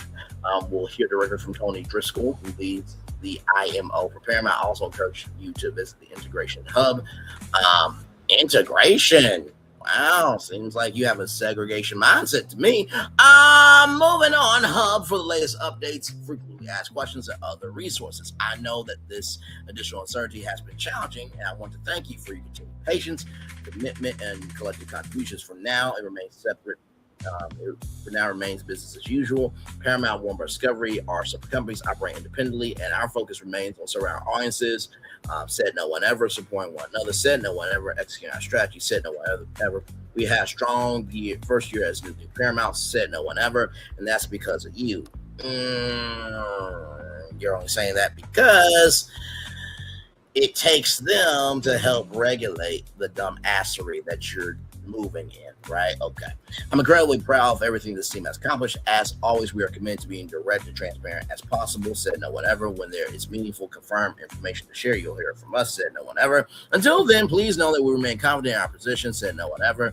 And firmly believe this transaction is pro-competitive and will deliver meaningful benefits for consumers, creators, and the broader entertainment industry. Said no one ever. Thank you again for all that you do for our company. Said no one ever. Our audiences said no one ever, and one another said no one ever. I hope you have a wonderful summer and look forward to what we will accomplish together in the months and years ahead. Said no one ever. Let's go. Said no one ever. David, who says nothing important ever. Like I said, if you can't tell how I feel about this, this is a dumbass decision. It's going to reduce doors for people. Like I said, they took out the diversity, equity, and inclusion, initiatives at CBS. So of course that would happen with Warner Bros. Discovery. And not to mention too, like the president is connected to this. So that's it. That's all kaput in a story. Y'all, I know that was a long tour, 3 hours, 9 minutes, and 44 seconds. But I really wanted to talk about that Matchbox story. I really, really did. I thought that was a great show. Really did. Let's see if I can find a positive news story for you here. Like I said, we got Roa tonight. Yes, we do. We have Roa tonight. Yes, we do. Oh my God. And then of course, Cheyenne Bryant tonight at 8:30.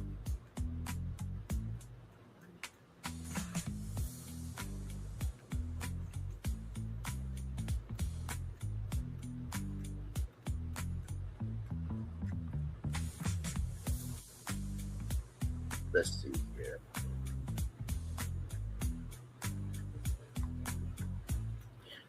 Here's some good news. At least this ain't your mama. This ain't your grandmother. This ain't your auntie. This ain't your niece. This ain't your cousin. I feel bad for her daughter. I feel bad for her husband, Jacob. Hot 97, you have turned into shit. Look at this. This is our positive news story of the day. That at least we're not her. Nope. So as you can see, Baddie Records, just a damn shame.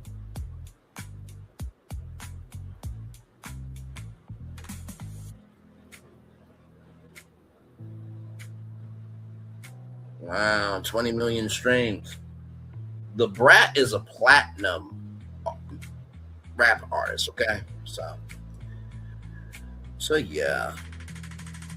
Not the great value version of Beyonce Yankee Stadium fit. It's very Timu of her.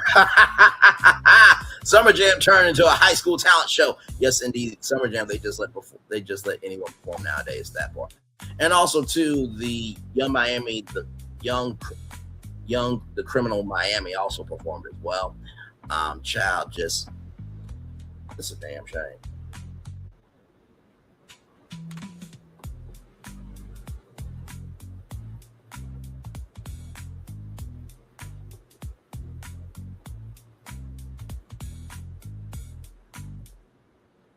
I'm with you. Just cancel it. Tomato.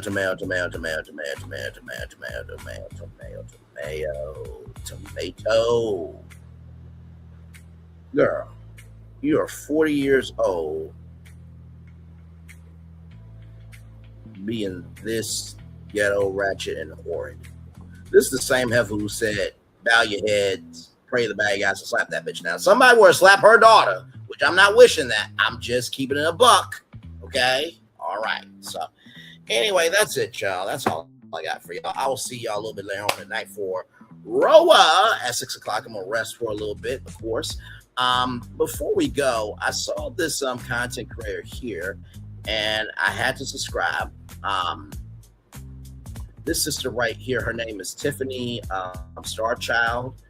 I saw this short here. Let me just show you, because we always love supporting people. So right here, her energy is amazing. I love it. I love it. I love it. I love it. I love it. I love it. She does a lot of nerd content. She gets to go to different, invitation only events as well. And she seems just very relatable. So y'all know I always love supporting our Black sisters out here. And not to mention too, Tiffany Lee sounds like a really wonderful name. But moving on, y'all. One love, much love, all love. I feel the love and send it right back to y'all. See you tonight here at 6 o'clock for Roa. And the last thing, I know one more thing I gotta tell you. Then I got five more things to tell you, like a Southern Baptist preacher. But with that said, let me just show you this, because we do have one more tour for y'all tonight. Oh my God, here it is. Okay, Gumshoes, The Loot, No Degree, The Warrant, I Am a Doctor.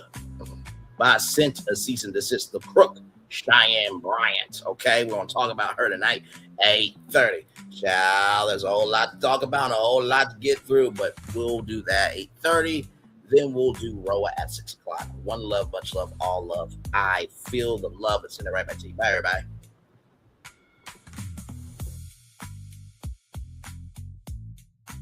I thought I should tell you, they've been talking about you. Yeah, they've been talking about you. They've been talking about the fact that they've done everything they could to stop you and everything they could to block you, but you still win. They've been talking about the fact that they have undermined your success and they have tried to sabotage your seasons, but you keep winning.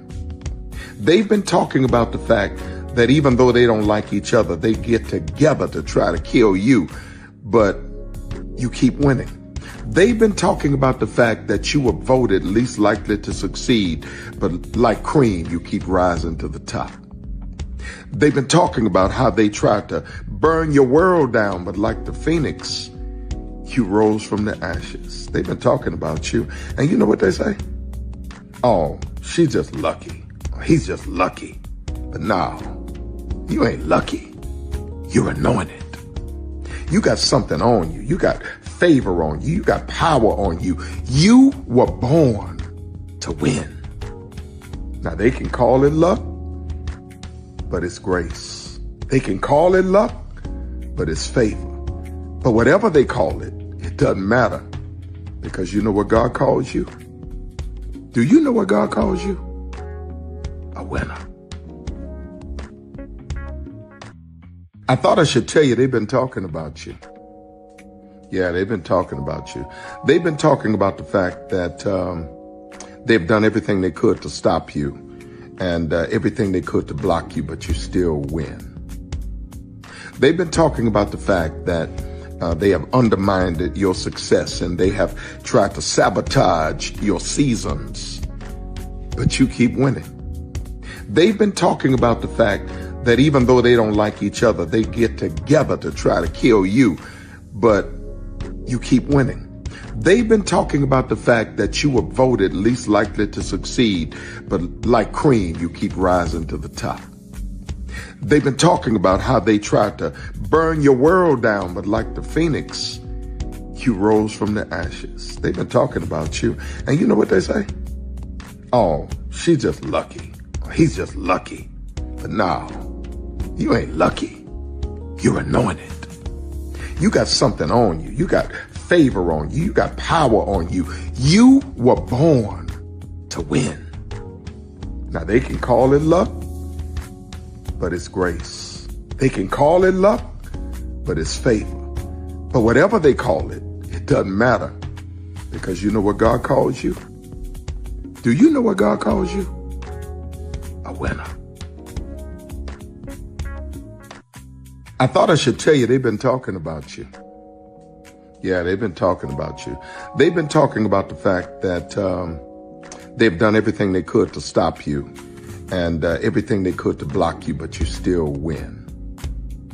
They've been talking about the fact that they have undermined your success and they have tried to sabotage your seasons, but you keep winning.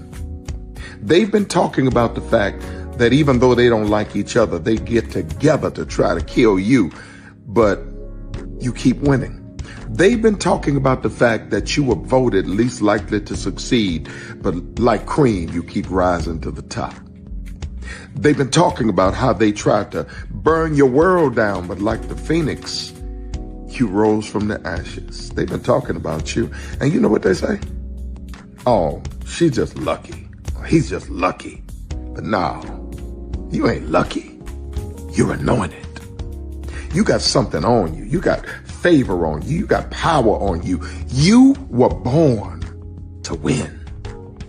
Now they can call it luck, but it's grace. They can call it luck, but it's favor.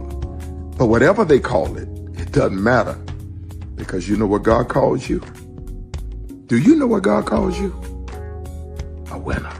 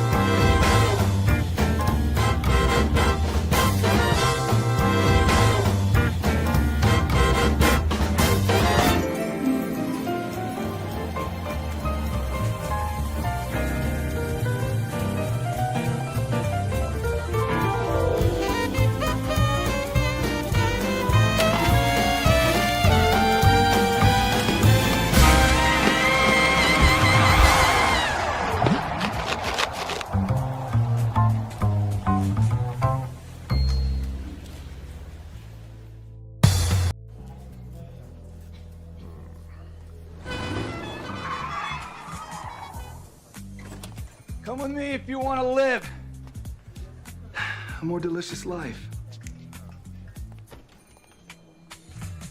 Oh, maybe we should get in the van.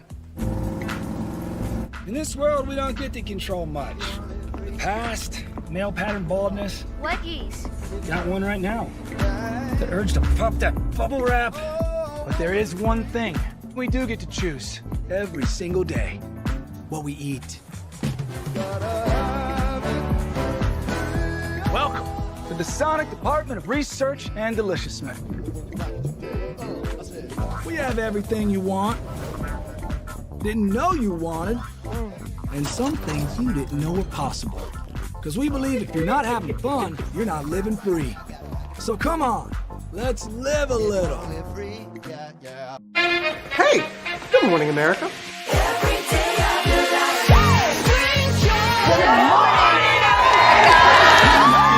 Good morning, America. Good morning, America. Good morning, America. Money. Are you ready? They are ready. Covering the biggest events in the country right now. There's a lot going on here. It's always a good time. That's what the show's about. That's good. Really good. Very good. Coming in hot, Jimmy, coming in hot. It's far from elementary. Good morning, America. I'm not going to try to strut like Michael or anything. I have known George a long, long time. Have you ever gotten him to dance? Look at that face. You don't just see it, you feel it. I'm in. I'm in. I'm in too. I'll be there. I am here and so happy. I'm in. I'm in too. I'm in. That tells you something when Snoop Dogg's in. Michael, George, Lara, Ginger.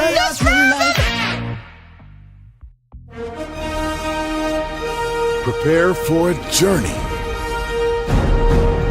beyond imagination, beyond belief, beyond anything you've experienced before. Universal Epic Universe, a new theme park where you'll step through extraordinary portals to 5 immersive worlds. Prepare for a cosmic voyage of discovery, An isle of fire-breathing excitement. A shadowy world of monsters and mystery. New wonders in the wizarding world. And a new way to play. Plus the splendor of a magnificent resort hotel overlooking the park. It's all new excitement at Universal Orlando Resort. A week's worth of vacation thrills with 4 amazing theme parks, a variety of spectacular themed hotels, and incredible dining and entertainment. It's all at Universal Orlando Resort, where you'll find new adventures every day. Explore the astonishing worlds of Universal Epic Universe at Universal Orlando Resort. Because here's the thing, a good streamer can find other content. Because here's the thing, a good streamer can find other content. Because here's the thing, a good streamer can find other content. Because here's the thing, a good streamer can find other content. I've been moving on my own accord, covering Black culture. There is more to life. I heard that, friend. Braylon, shout out to Braylon. Make sure y'all go follow Braylon in case y'all haven't. I love your content. I have been moving on my own accord, covering Black culture. There is more to life. I heard that, friend. Braylon, shout out to Braylon. Make sure y'all go follow Braylon in case y'all haven't. I love your content. I have been moving on my own accord, covering Black culture. There is more to life. I heard that, friend. Braylon, shout out to Braylon. Make sure y'all go follow Braylon in case y'all haven't. I love your content. Child, Braylon been over there doing his thing, minding his GD business, staying out of trouble, trying to get the folks some positive stuff to talk about. Besides lying all the damn time. Child, Braylon been over there doing his thing, minding his GD business, staying out of trouble, trying to get the folks some positive stuff to talk about. Besides lying all the damn time. Child, Braylon been over there doing his thing, minding his GD business, staying out of trouble, trying to get the folks some positive stuff to talk about. Besides lying all the damn time. Child, Braylon been over there doing his thing, minding his GD business, staying out of trouble, trying to get the folks some positive stuff to talk about. Besides lying all the damn time. Child, Braylon been over there doing his thing, minding his GD business, staying out of trouble, trying to get the folks some positive stuff to talk about. Besides lying all the damn time. Child, Braylon been over there doing his thing, minding his GD business, staying out of trouble, trying to get the folks some positive stuff to talk about. Besides lying all the damn time. Child, Braylon been over there doing his thing, minding his GD business, staying out of trouble, trying to get the folks some positive stuff to talk about. Besides lying all the damn time.